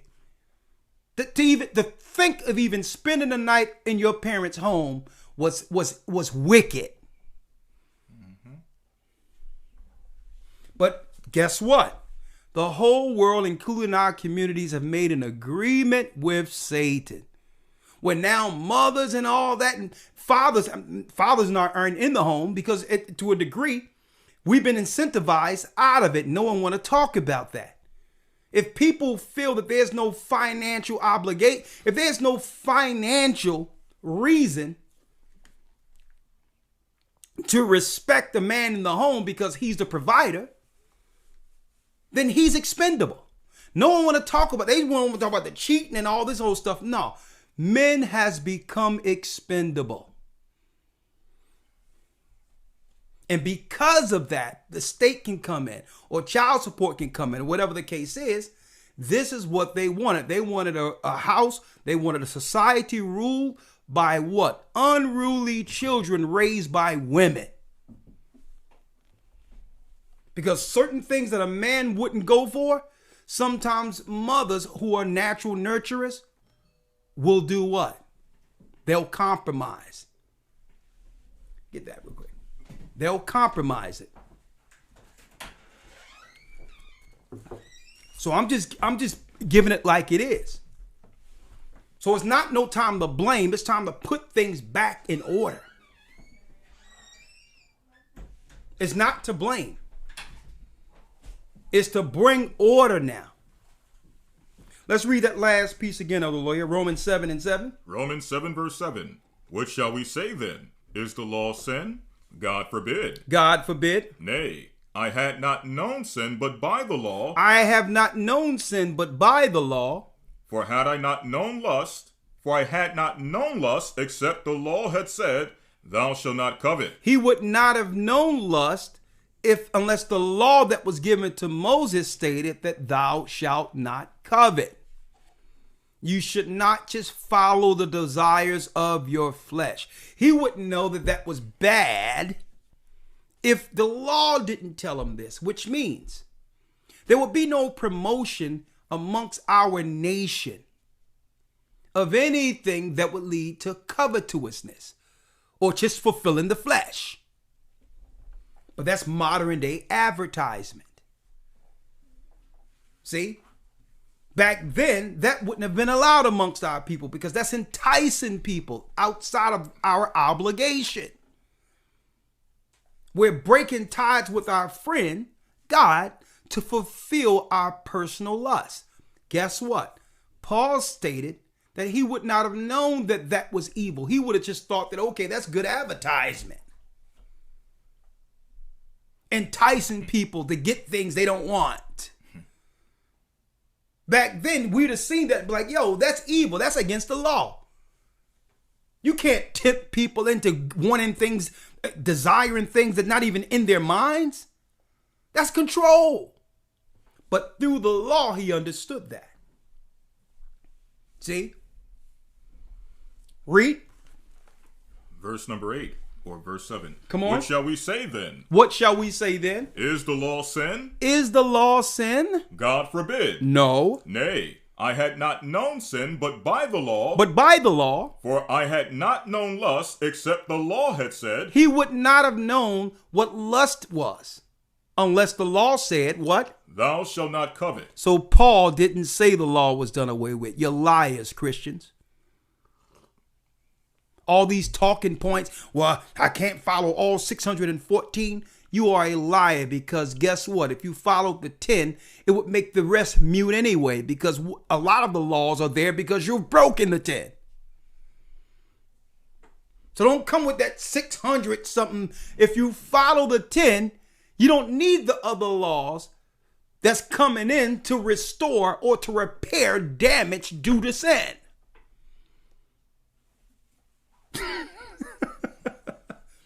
So the laws aren't just the 10 commandments. The rest of the laws usually are laws if you break the 10. How to restore or how to do what? How to make amends for the sins of the 10. So when people claim you can't follow the law and go into 614, that's what? That's aimed towards the unlearned, the ignorant of our community who say, yeah, 614, that's too many. Oh, let me count. 1, 2, 3, 6, 600. Oh, that's too many. It don't have nothing to do with that. Mm-hmm. The rest of the law was made so if you broke the 10. If you follow the 10, you don't have to worry about the rest. The next time someone mentions 613, ask them where they get that number from. And I guarantee they probably won't be able to tell you where that whole concept of 613 commandments came from. It came from the enemy. These 613, 600, that's all esoteric Jewish fables. This was all created under Judaism. It has nothing to do with our laws. But finish reading, come on. Yes, sir. What shall we say then? Is the law sin? It's the law sin. God forbid. Come on. Nay, I had not known sin but by the law, for I had not known lust except the law had said, thou shalt not covet. Come on. But sin taken occasion by the commandment wrought in me all manner of concupiscence, for without the law sin was dead. Without the law, sin was dead. That means without the law, we actually don't know exactly what commandments we're breaking. Without the law, you don't know whether or not you're violating God. Mm-hmm. Hereby, what? Becoming enemies of him. How it is that you can fulfill your agreements with your regular friends every day, like I've mentioned earlier. Every day you have a friend and you know, well, if I do this, this person is going to get mad. I can't say this around him or around her. You'll understand the rules when it comes to regular friendships, but don't know what rules the rules that must stand to keep our friendship with God intact. Now, hold that other lawyer. And now, let's go to John 3:1. 1 John 3:1. 1 John. Yeah. 1 John chapter 3, verse number 1. Behold, what manner of love the Father hath bestowed upon us, that we should be called the sons of God. Now, what matter of love he bestowed upon us, that now we should be called the sons of God. See? Read. Behold, what manner of love the Father hath bestowed upon us, that we should be called the sons of God. Therefore the world knoweth us not, because it knew him not. So the world will not have no respect for you following God's law.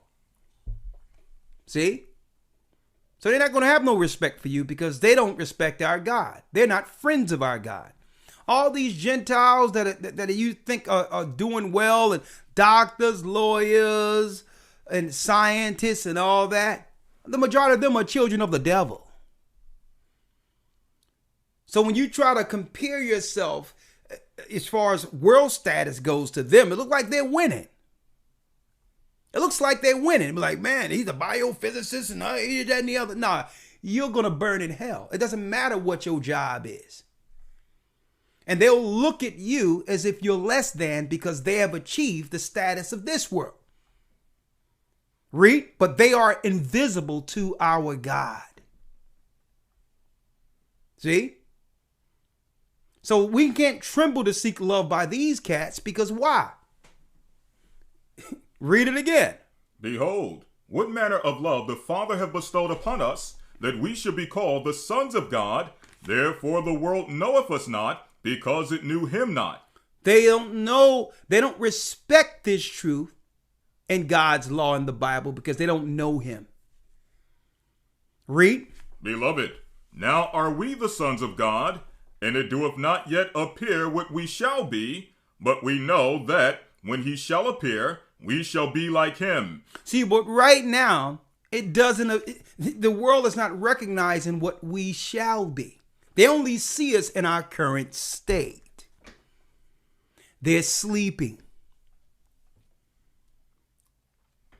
They are sleeping, folks. In the midst of all this chaos, the Most High is awakening the children of Israel throughout the four corners of the earth. And they don't understand the people they have slept on will one day rule the world. And I'm putting this out there because sometimes we strive to get acceptance by the world. And we have to compromise our morality and our status and relationship with the Most High to receive that acceptance. When if you are of the Most High, understand, you will be rejected by them. They'll look right over there. They'll hate your guts. And guess what?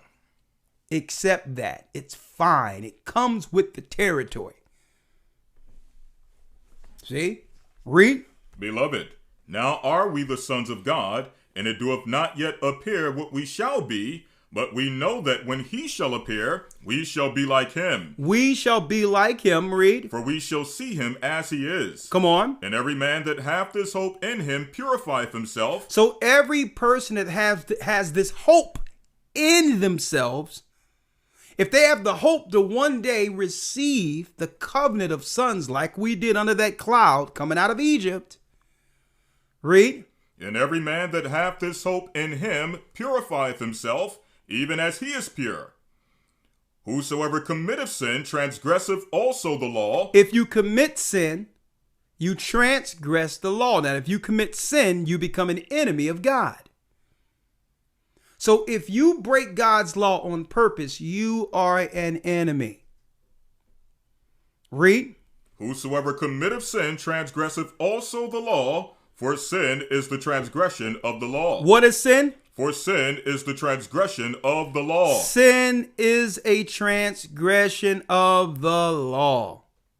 Those are the house rules.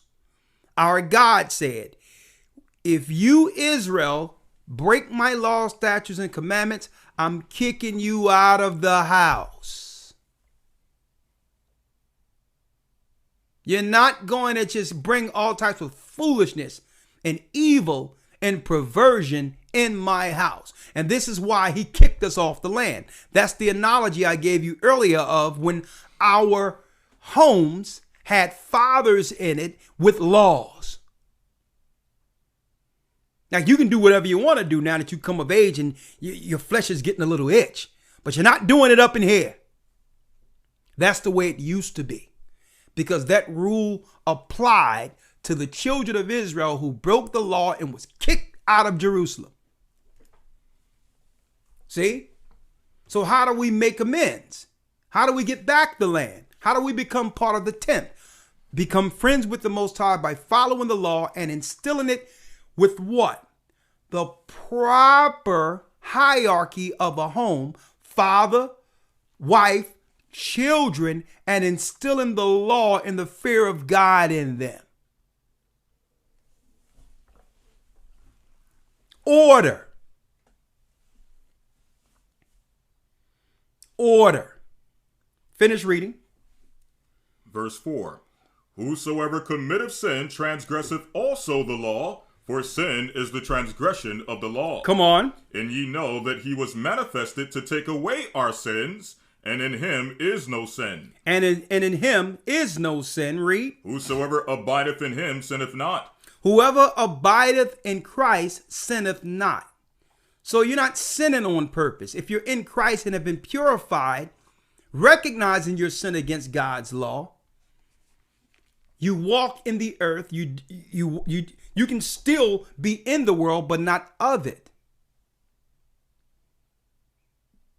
And don't fall to temptation and sin that would lead to us becoming enemies. This is what makes us enemies of God. Christ didn't come that we can sin willfully and sin again. So now Christ is what? He's the last opportunity to get right what our fathers didn't. Read. Verse 6. Whosoever abideth in him sinneth not. Whosoever sinneth have not seen him, neither known him. Come on. Little children, let no man deceive you. He that doeth righteousness is righteous, even as he is righteous. He that committeth sin is of the devil. He that committeth sin is of the devil. So when they're teaching you in these churches that the law is done away with, understand the God you're serving by sinning on purpose. Read. He that committeth sin is of the devil, for the devil sinneth from the beginning. For this purpose the Son of God was manifested, that he might destroy the works of the devil. That he might destroy the works of the devil. See? Christ have come to destroy chaos. Like in the beginning, light shined on the face of the deep. The law is our path out of this.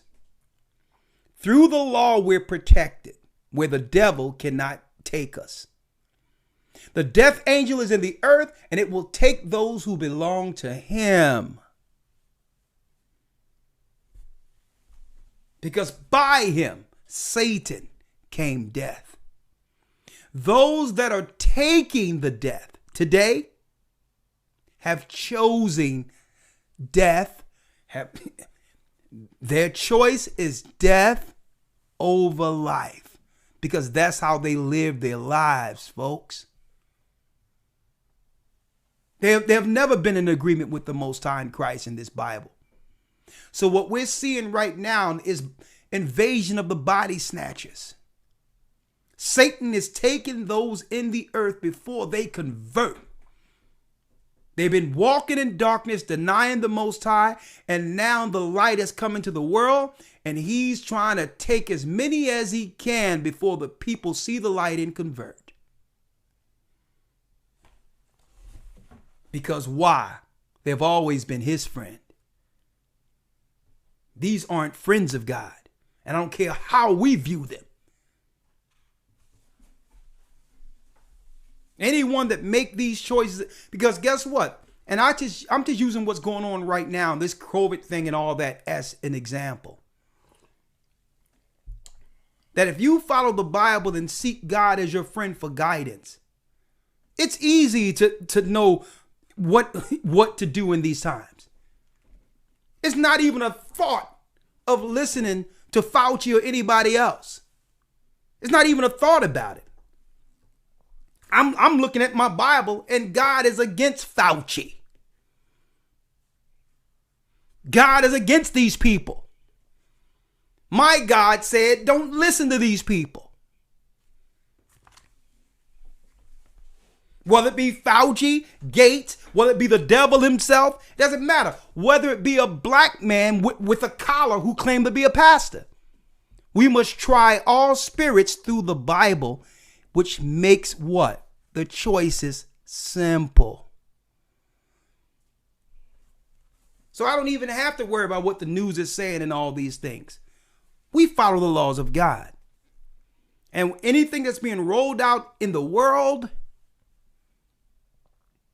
I have to measure what's of God and what isn't. And if God say don't do it, that I'm his friend. This is like me during Pharaoh's time when Pharaoh make a decree to kill the firstborn men and tell the nurses to, a campaign to hire black nurses to kill the children. Me getting on and saying, well, it is a good idea. The government said it. But understand, guess what? We cannot stand in the way. You got to allow these people to make their choices. It's time to pay the piper, folks. Satan is grabbing all those knowing he have a short time and he's dragging them in hell with him. It's death time. Finish reading what you have, Brother Lawyer. Yes, sir. 1 John chapter 3, verse number 9. Whosoever is born of God doeth not commit sin, for his seed remaineth in him, and he cannot sin, because he is born of God. In this the children of God are manifest. This is how the children of God are manifest. So this is the line in the sand. How do we know those who belong to Christ and those who belong to Satan? For a long time, people were confused because you had many claiming they were Christians and loved Christ. But when something happens politically in the earth where it's time to make a choice according to the Bible, that's when we find out who is who. What people have been listening to God in the Bible and what people have been always aligned with the God of this world. See, when an emergency comes, a catastrophe comes, no matter what comes to biblical proportions, that's when it's decided in the earth who stands with the Most High and who have always stood with Satan. Finish reading. In this the children of God are manifest, and the children of the devil. For whosoever... And the what? And the children of the devil. And the what? And the children of the devil. And the children of the devil. And see, and this is why I don't buy into this notion the white man is the devil. Because the children are manifest who are the children of the devil based on their actions. Like there's a lot of black people standing up pushing Satan's program. And it's manifest that they are the children of the devil. See? That's why I don't deal with that notion the white man is a devil, because that's absolving the enemies within. It's manifested. It's our people standing up saying, open up their buildings and doing all this stuff to do what? You got it. You got it, folks. To render souls to the devil, to bring souls, dragging them down with him. It's time to pay the piper. Finish reading. Verse 10, in this the children of God are manifest, and the children of the devil. Whosoever doeth not righteousness is not of God, neither he that loveth not his brother. Not he that what? That loveth not his brother. That loveth not his brother. Read. For this is the message that ye heard from the beginning, that we should love one another. That we should love one another. Now, if we love one another, we instill in one another, right? And we hold one another to what? The laws of God.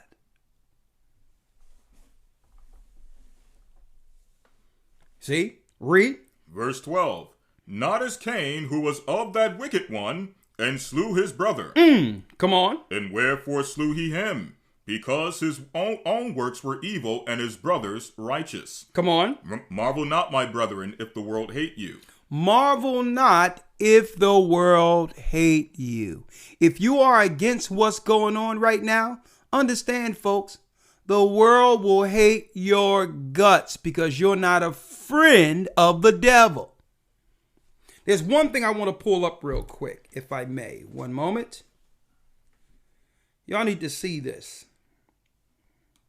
Hold on. 1 second here.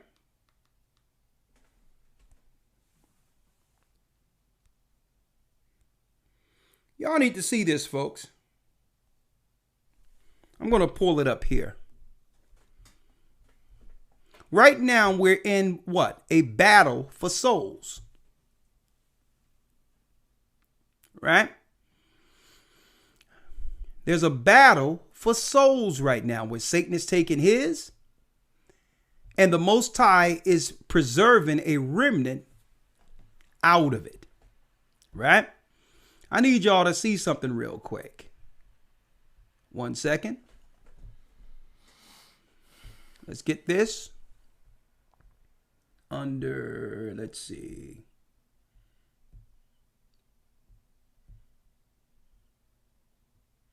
One second here. Let's put it here.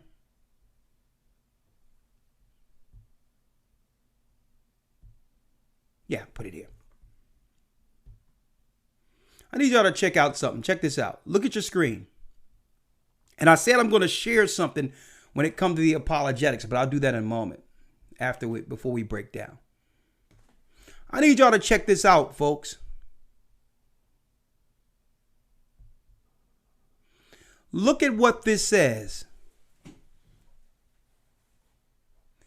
This was a news article the other day on TV. Someone took a screenshot.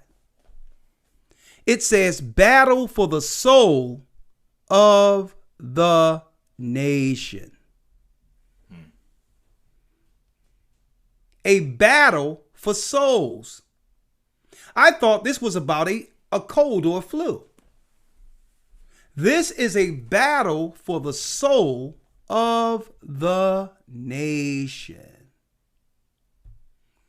So somehow targeting our people with whatever this is about doing what? It's about the souls of the people. If we free the people, Babylon falls. But in order to keep the soul of the nation going, we must progress and target and expedite our campaign against these people. See? It's about what? You got it. It's about a battle for the soul of the nation.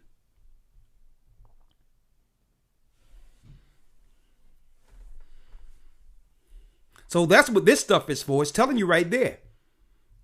I'm not saying it, it's saying it. Coming up. Possible booster shots. And it's what? It's a battle for the soul of the nations to keep what's left going in America. They just telling you it's out there in plain sight, like someone just mentioned. Satan is taking his. Elder Lawyer. Yes, sir. Let's go now to Psalms 23 and 4.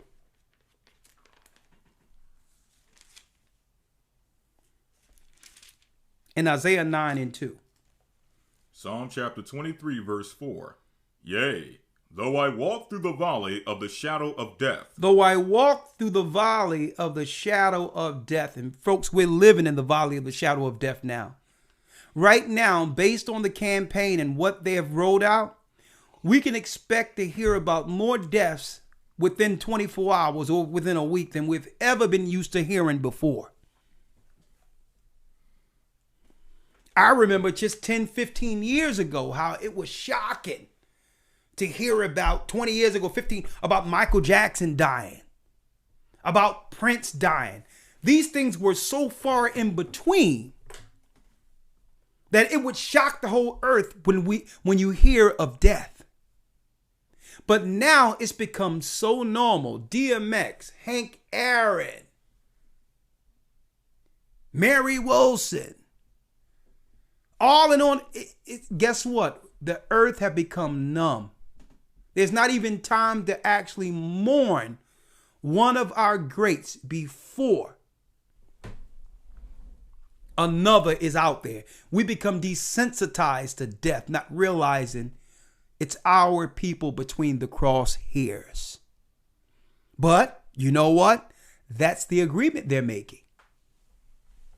Satan is grabbing who belong to him. His symbols and what he used to control the world. Guess what? If they, before they use to actually their influence and are used to move the needle to Christ's side, he'll take them first.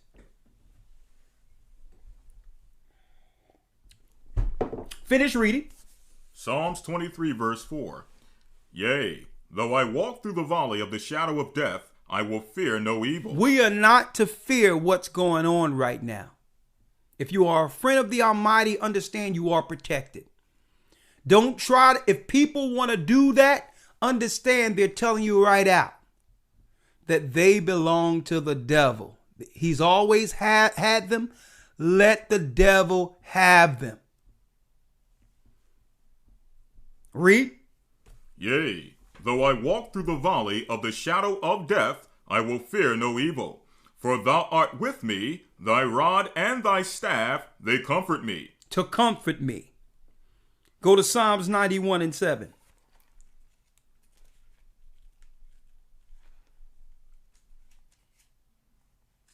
Psalm 91, verse number 7. And why you think they talking about this is the battle for the soul of America?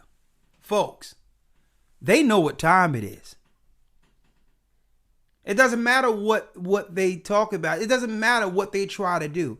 They cannot stop the awakening and the rise of the children of Israel in this earth. It's prophecy. So they're rallying. You're going to see the East Indians come out, Chinese come out, everybody that's been working behind the surface to keep this thing going, they're going to show themselves now. It was all about us the whole time, keeping us suppressed.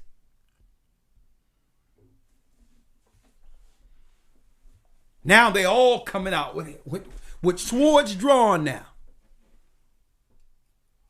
It's a battle. These Negroes are waking up. They're no longer controlled under the Jesuit control of the Christian church. The Christian church captivity, mind control, was their greatest apparatus against us. When that can no longer hold, it went through a transition. Okay? When they seen during the civil rights movement, folks, when they seen our people galvanized through a religious effort using crisis tenet and walks of nonviolence. Y'all put that up. Y'all try to give Martin Luther King the credit. The Jewish people and all that back then understood where they got that from. That if you turn the other cheek and don't render evil for evil, that automatically have it where you will always have the moral high ground. If they can provoke you into some level of terrorism or fighting, now they can have an excuse to rally the whole nation against you. But Christ was in that movement. Nonviolence. Turn the other cheek. That was Martin Luther King didn't learn that of himself. He learned that out of the Bible, where we would have the moral high ground. They say, you know what? We have to take this church away.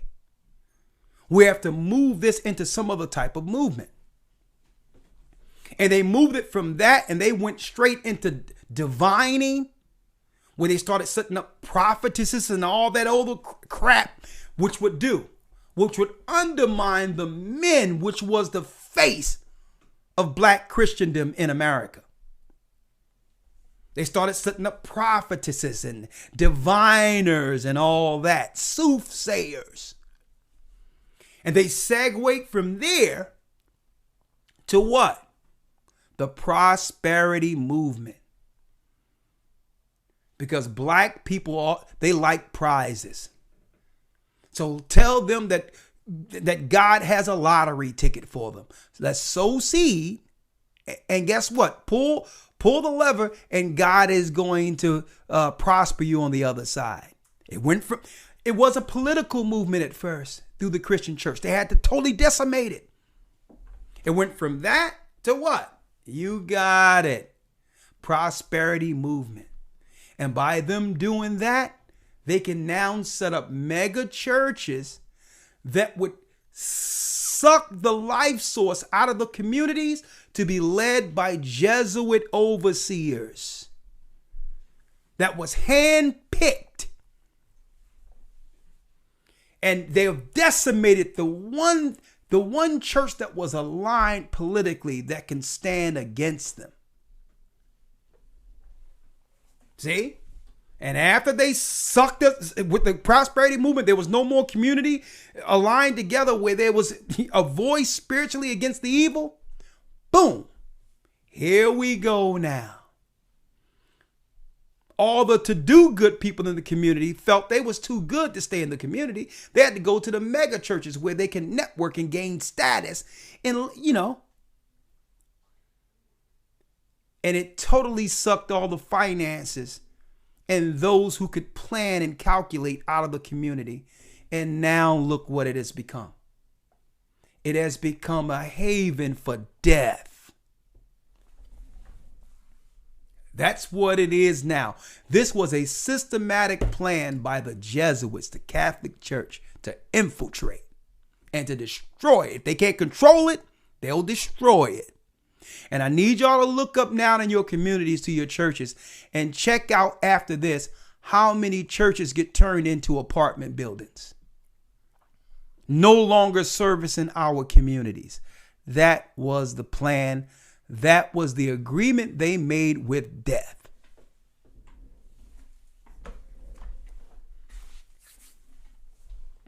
Come on, other lawyer. Let's finish it up. Come on. Psalms 91, verse 7. 1,000 shall fall at thy side. That's the time we're living in right now. 1,000 shall fall by one side.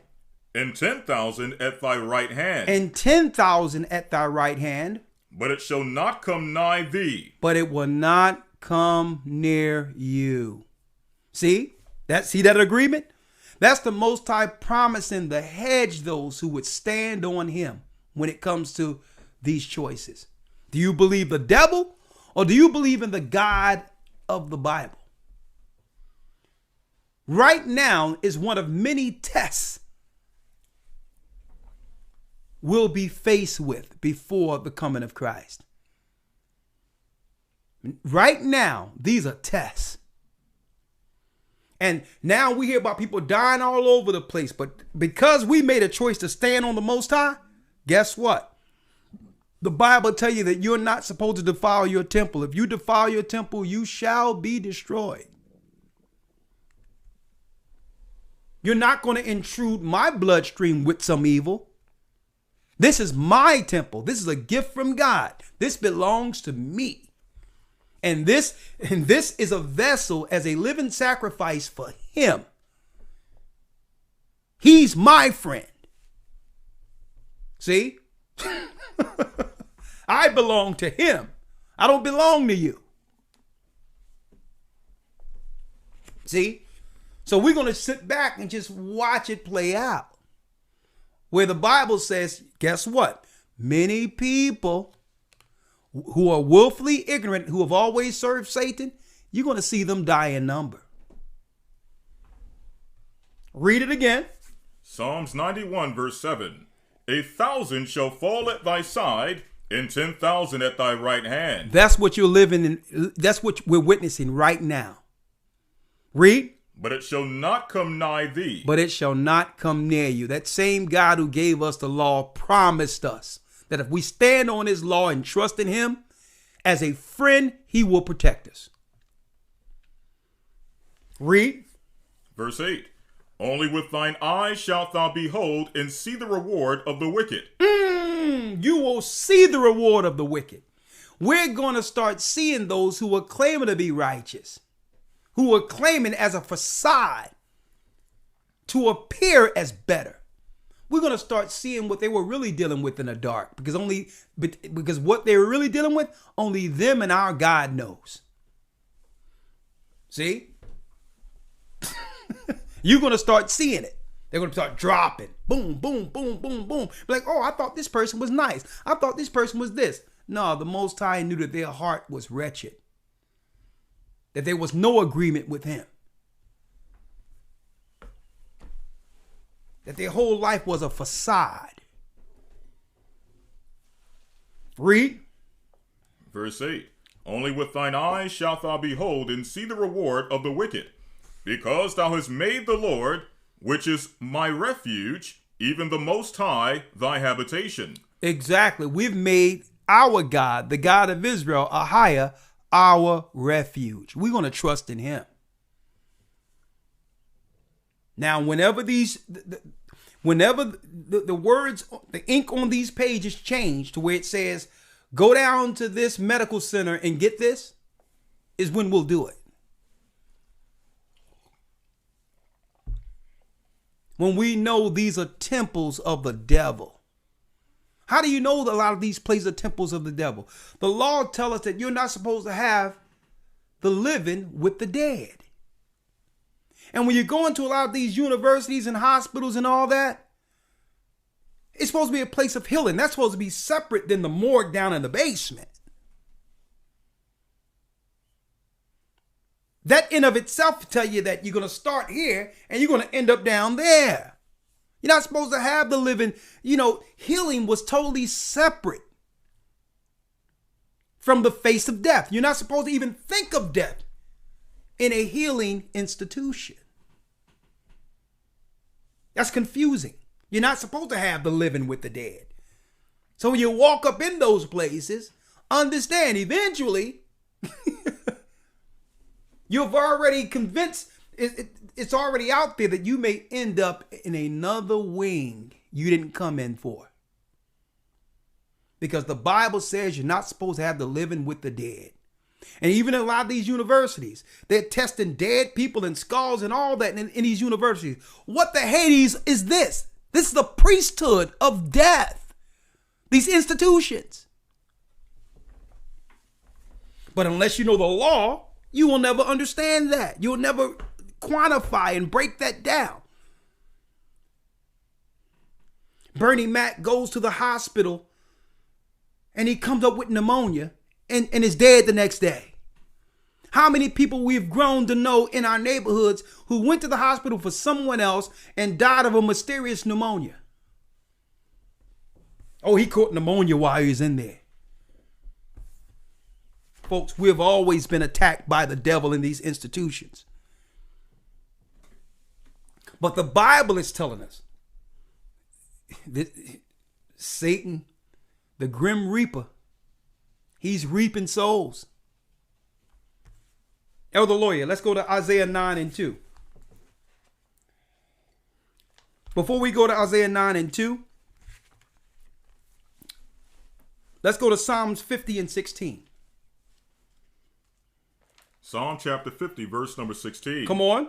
But unto the wicked God saith, Unto the wicked God saith, what hast thou to do to declare my statutes? what have you done to declare my statutes? How dare you claim to be ministers of God? He's speaking of the wicked. Those that have set up these theologian schools. Those that are claiming to be Christian leaders. If you're telling people to break God's law on purpose, you're wicked.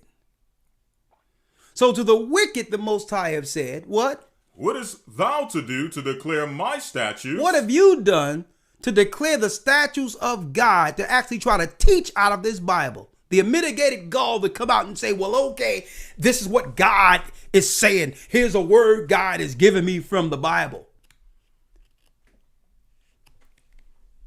Are you kidding me? How can these people listen to them? Because it's the blind leading the blind. But to the wicked, the Most High is saying, what did you do on earth?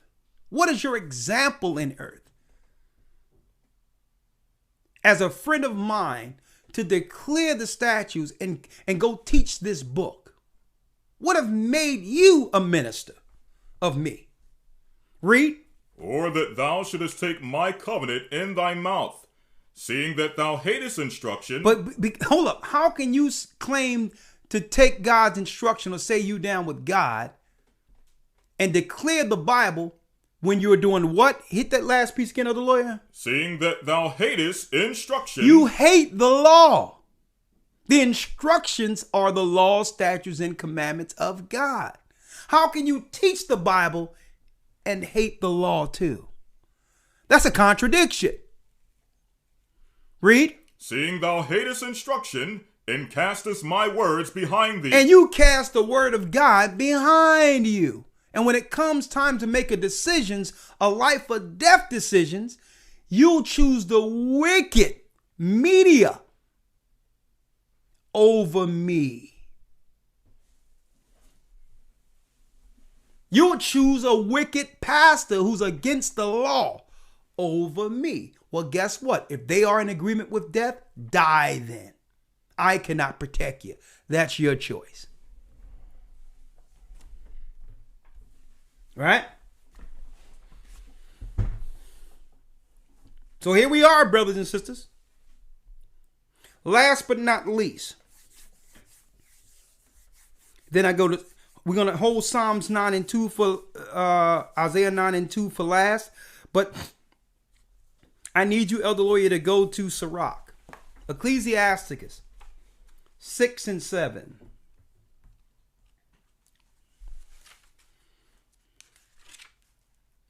Sirach chapter 6 verse 7. Read. If thou wouldest get a friend, prove him first. Now, here it is.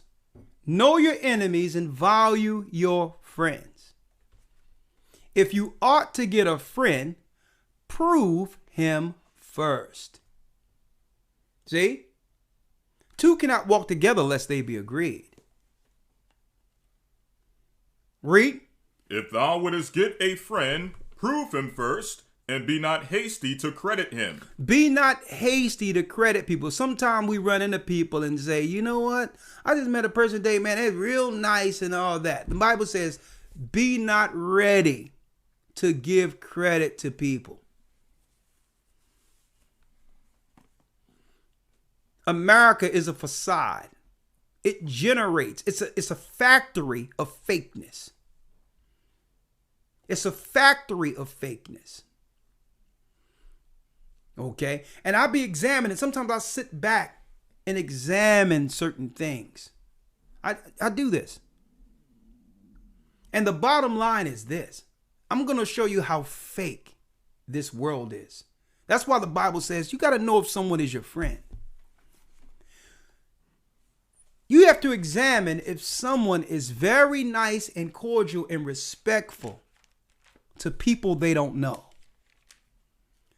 But give someone who they love, who will look out for them and has always been by their side and protected them and all that, less. How high? They get around somebody straight or someone ain't doing nothing for them. And they're the most nicest people to people who they're not accountable for or to. But yet with you'll always get the ugly side. But like, well, hold up. Shouldn't I be getting all that? Shouldn't I be getting... I know it's in you because I'm witnessing it with how you interact with strangers. Because all of that goodness should be given to those who have worked for it, who have shown their fortitude and show that they've been behind you and love you. So sometimes I'll sit back and I check things out.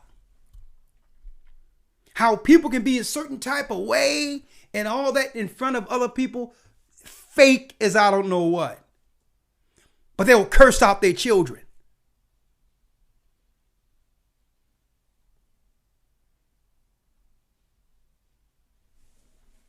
See? It's time to rewire this whole thing.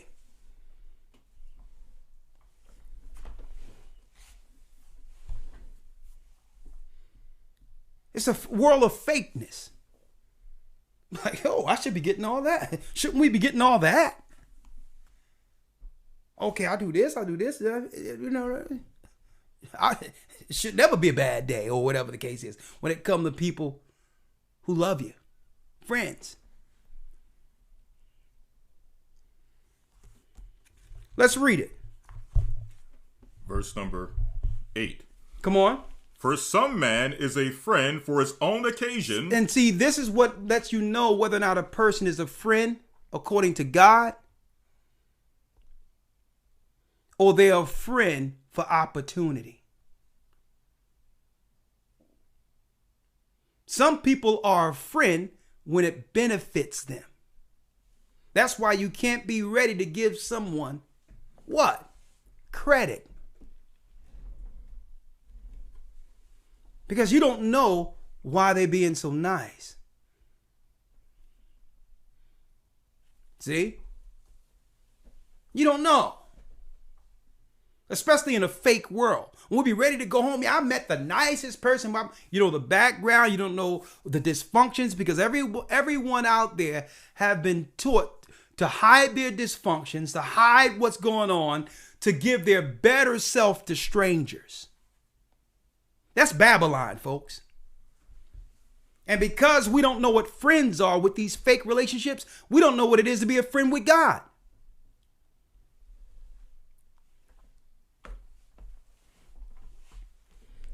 Let's go. For some man is a friend for his own occasion and will not abide in the day of trouble. And will not abide in the day of trouble. These are the people that will not abide in a day of trouble, where their friendships or their relationships come with what? A game changer. Well, listen, all bets are off if this happens, or all bets are off, you know. I'm not going to be able to stand with you if this happens. Suppose God did that with us.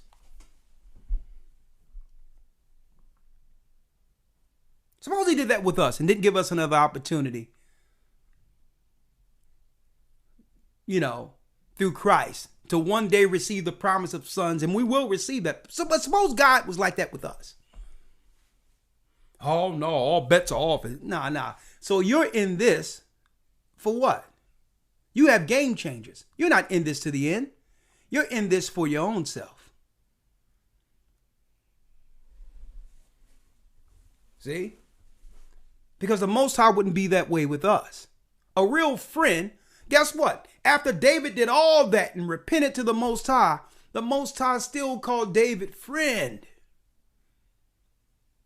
David repented. He came back to the Most High. He had a contrite spirit. He rent his clothes. He didn't want to live after sinning against the Most High, after feeling that darkness and void, and the Most High received him back.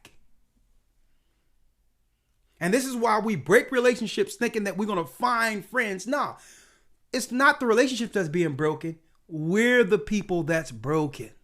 Looking for other people to fill the void that only the Most High can. And instead of forgiving and going back and fixing, making amends of our relationships, we just find other things to break. And guess what? Blame everyone else because we're perfect. That's the fakeness of Babylon.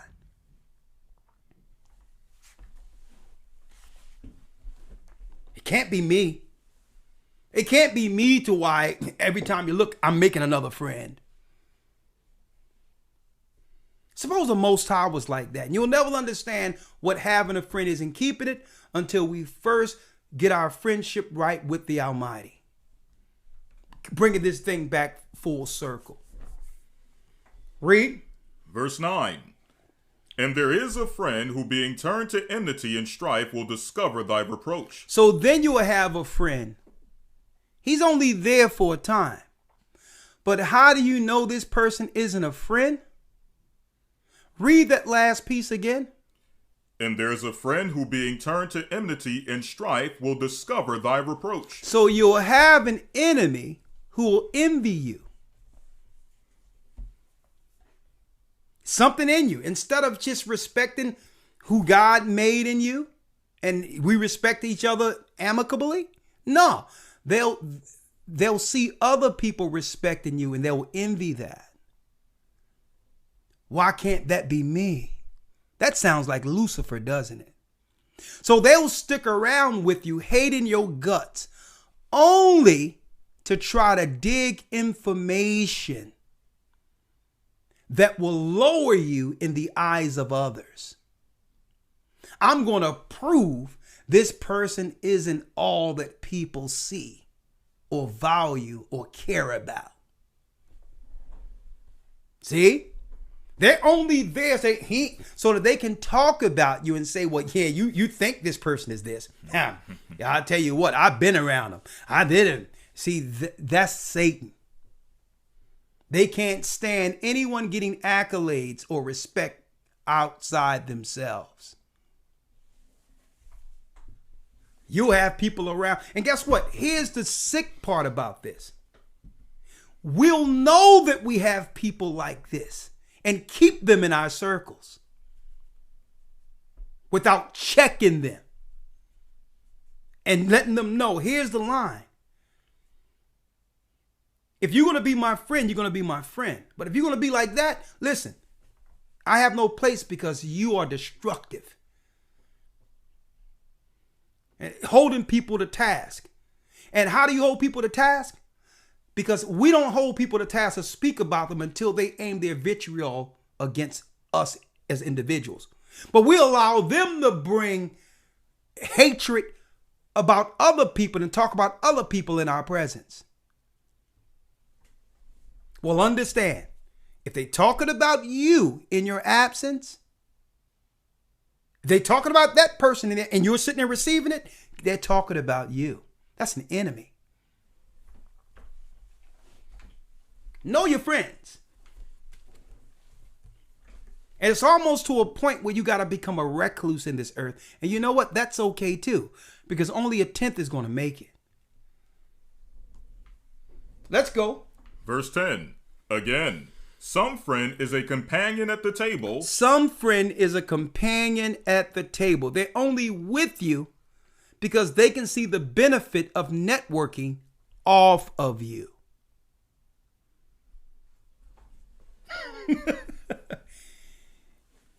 You're only an opportunity. See?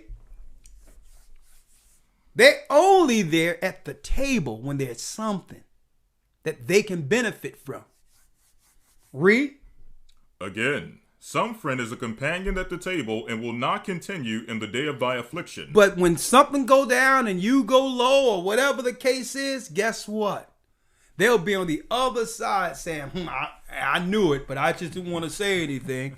Man, yeah, man. The Most High bring all the darkness. That's when you know.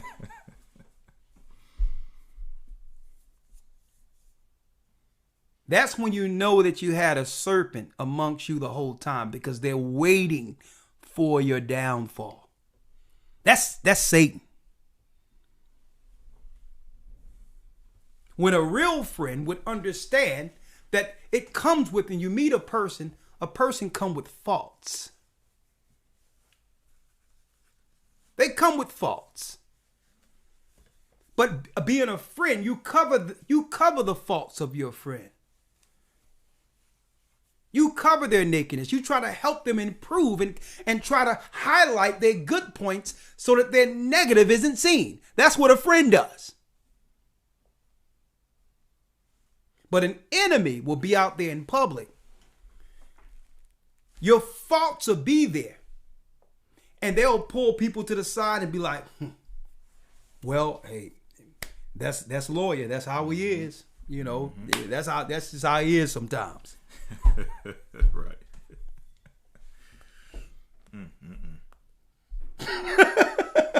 You know what I mean? They'll be poking people, be like, this is what I have to deal with, you know. But, you know, he's cool, though. But, you know, this is what I got to deal with sometimes.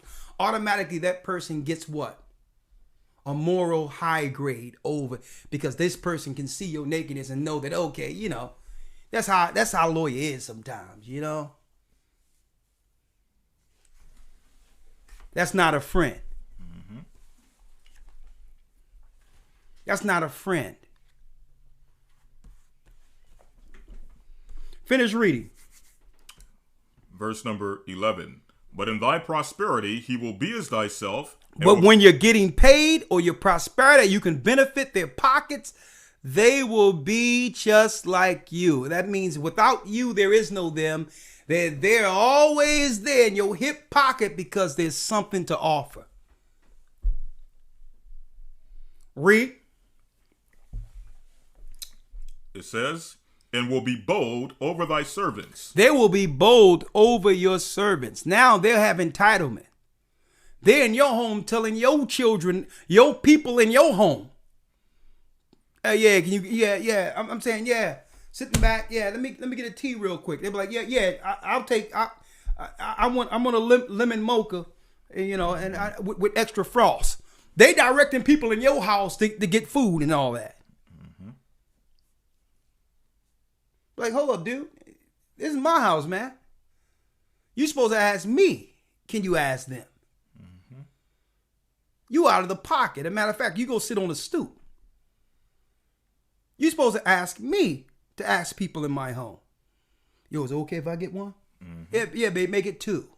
No, this guy in your house telling your girl, yeah, I'll take a Corona with lemon in it. You know, man, you got lime?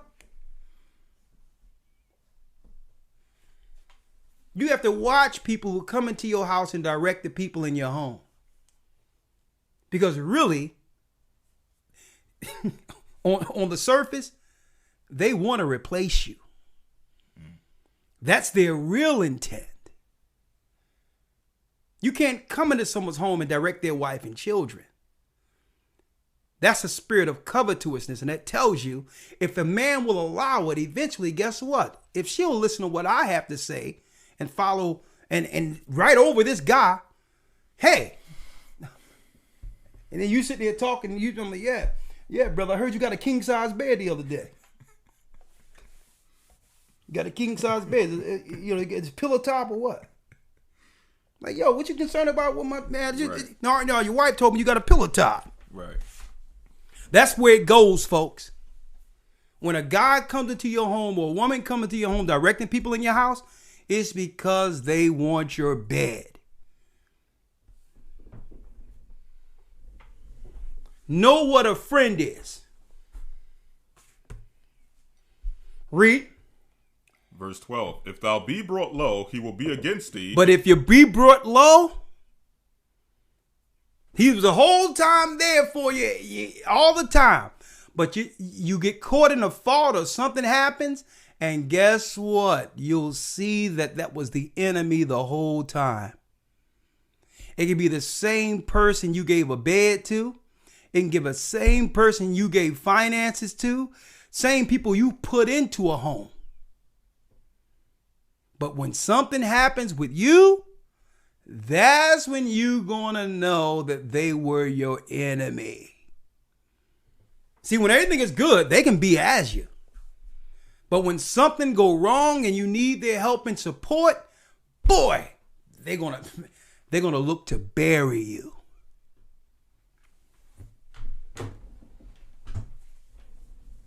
Folks, I don't think y'all understand. I'm seeing these numbers go up to 3,200 now. I can't stay too long, but I think every brother and sister out here getting the gist of, man, how many people that I thought was friends were really my enemies? That means I'm bad at choosing what a friend is.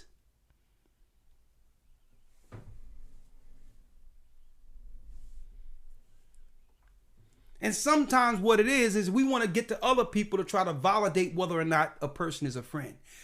We get to understand what a friend is when we become a friend of God. And the Most High will tell us straight out, well, you read the scriptures, you know the law, you understand that, you know that guy ain't right for you. You know this person ain't right for you because they are against me.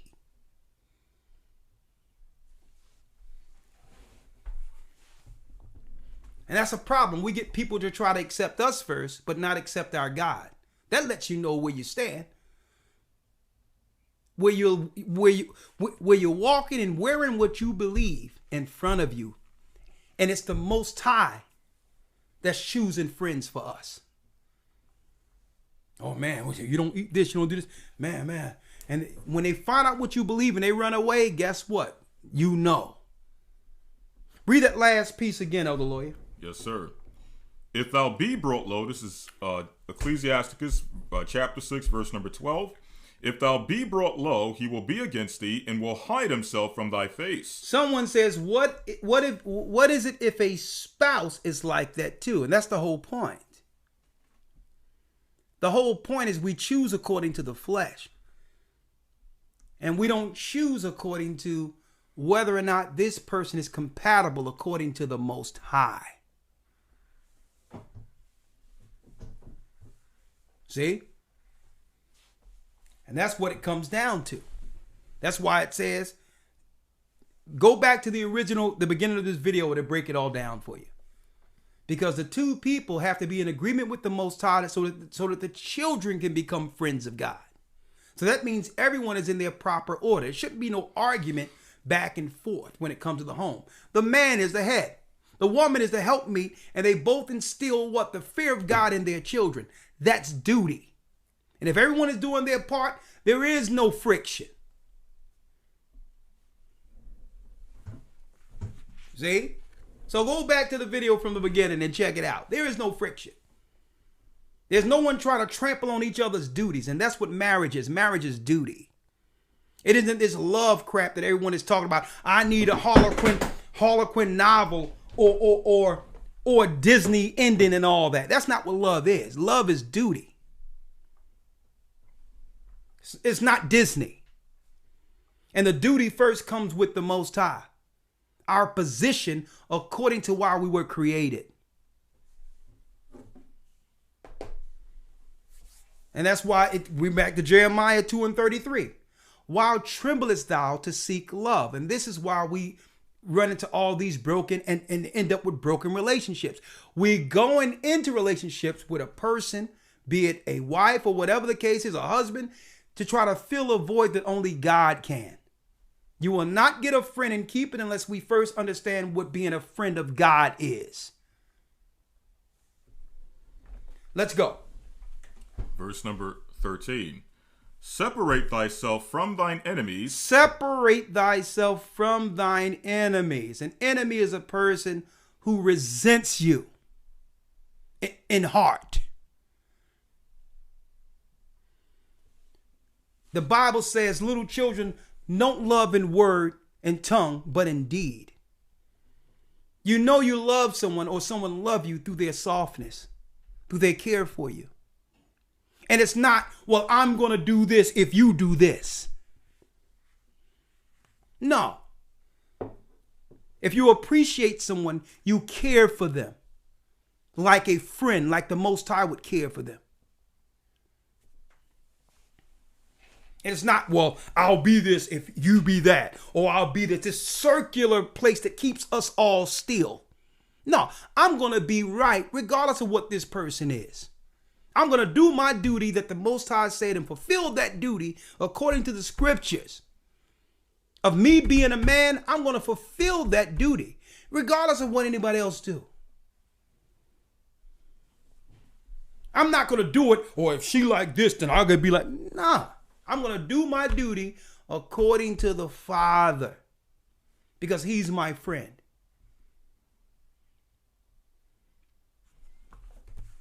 See? Read. Separate thyself from thine enemies. Separate thyself from thine enemy. And take heed of thy friends. And take heed of thy friends. Read. A faithful friend is a strong defense, and he that hath found such in one have found a treasure. A faithful friend is what? Is a strong defense. Is a strong defense. They know you have faults. Because all people have them. All people has them.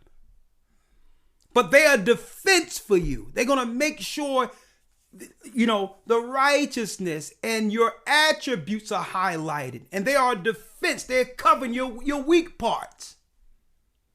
They are a shield against the weaknesses. That's what a friend is. See? That's what God does for us. That's what the Most High does for us.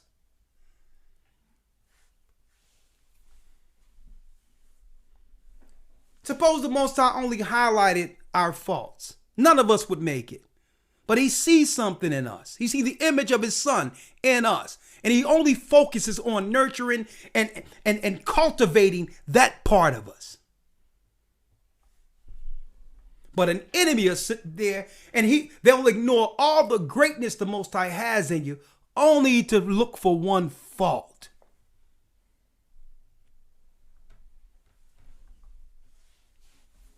See? Come on. Verse 15. Nothing doeth countervail a faithful friend, and his excellency is invaluable.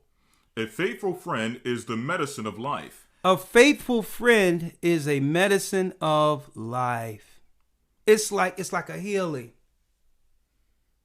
It doesn't matter what the world does and what you're going through. You know this is where peace is. Read.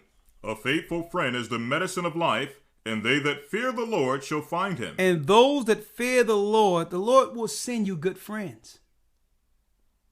But you'll know how to screen them. Now, this is not to walk through life paranoid and looking at everyone as an enemy.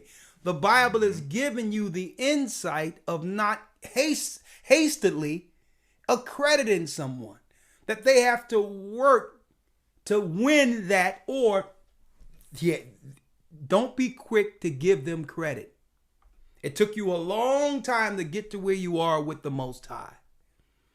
So they have to work towards getting in that circle to be your friend. Okay? And it is by their deeds. And the Bible gives you the wisdom on how to know, okay, I'm safe with this person. This person will protect me. This person looks out for me. This person, I can rest, and it's like medicine when I'm around this person. Oh man, I was out there, and you know what? You're like, man, and this person isn't judging you and coming down on every fault and dark area of you. Y'all don't excuse wickedness of each other. You hold each other accountable. But you make sure that person is protected amongst others. That's a friend. Anything outside of that is the enemy. Isaiah 9:2. Let's end it with there. Yes, sir. Just one last verse here. Yeah, go ahead. Verse 17. Whoso feareth the Lord shall direct his friendship aright. Whoever fear the Lord, thank you, other lawyer. Yes, sir. Shall direct his friendship aright. Why are you looking for friends? Is it to fill a void? And this is what happens. Some people just find someone that you make me happy, and they do all this crap, and they haven't even had this person go through steps to know if they can even trust them. And then when the relationship goes to nothing, oh no, I was tricked, I was this, I was that, I thought this person was that. No, you were supposed to make those steps before the decisions. Now let's break this down with a relationship example. The relationship example is just according to the scriptures. Let's break it down family-wise. Women don't choose a man. Her father chooses the man. Because before he even deal with the young lady, the father have already laid out the ground rules of what will happen if his daughter is harmed. So he don't have to contend with what's going to happen if he does something against this woman. It's already established that, listen, the agreement is if you can't do what I'm telling you to do, because no one can love her and understand what she needs more than me. I raised her. So if you can't abide by my rules, because I'm giving her to you to raise her beyond the years I can. Right? So that's the structure of a family, how the Hebrews did it. It wasn't no he was cute, he's this, he's that. No, the father gives away the daughter, period. And it must be with rules that if he break the rules, he have to contend with a man.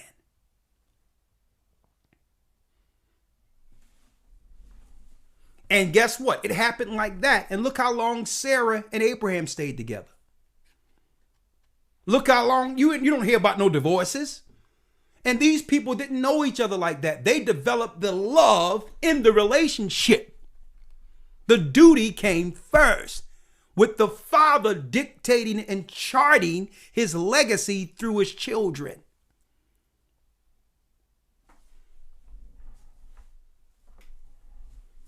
So we out here looking for love and all this to fulfill something. No, we have to get things back in order to break the dysfunctions in our community and stop letting people just choose based on feelings. Everything comes down to what? Being a friend with God, and then a man of the Most High setting things up, and he's doing what's best for his sons, teaching his sons to be leaders, and giving his daughter to a learned man with an agreement that if he breaks something, then guess what? If you break something, I'm breaking something.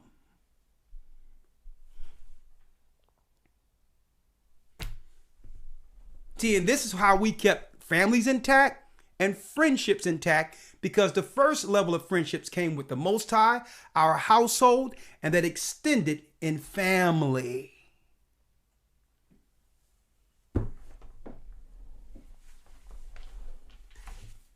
Friends. Whoso feareth the Lord shall direct his friendship aright, for as he is, so shall his neighbor be also. So as he is, so shall his neighbor be also. Like, for instance, I'll teach someone if they would like to learn. But I'm not going to be a friend with a Buddhist. I'm not going to be a friend with a pagan Christian. Our values don't align. I believe in the laws of God. I believe in Christ like that person does, but this person don't respect God's law. That means what they don't know through ignorance is going to hurt my circle. I can guide you, I can teach you, but you can't be my friend. See?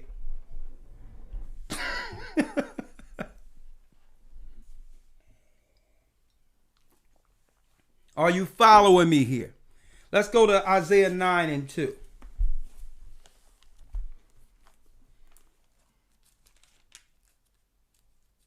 Isaiah chapter 9, verse number 2. Read. The people that walked in darkness have seen great light. The people who walked in darkness have seen great light.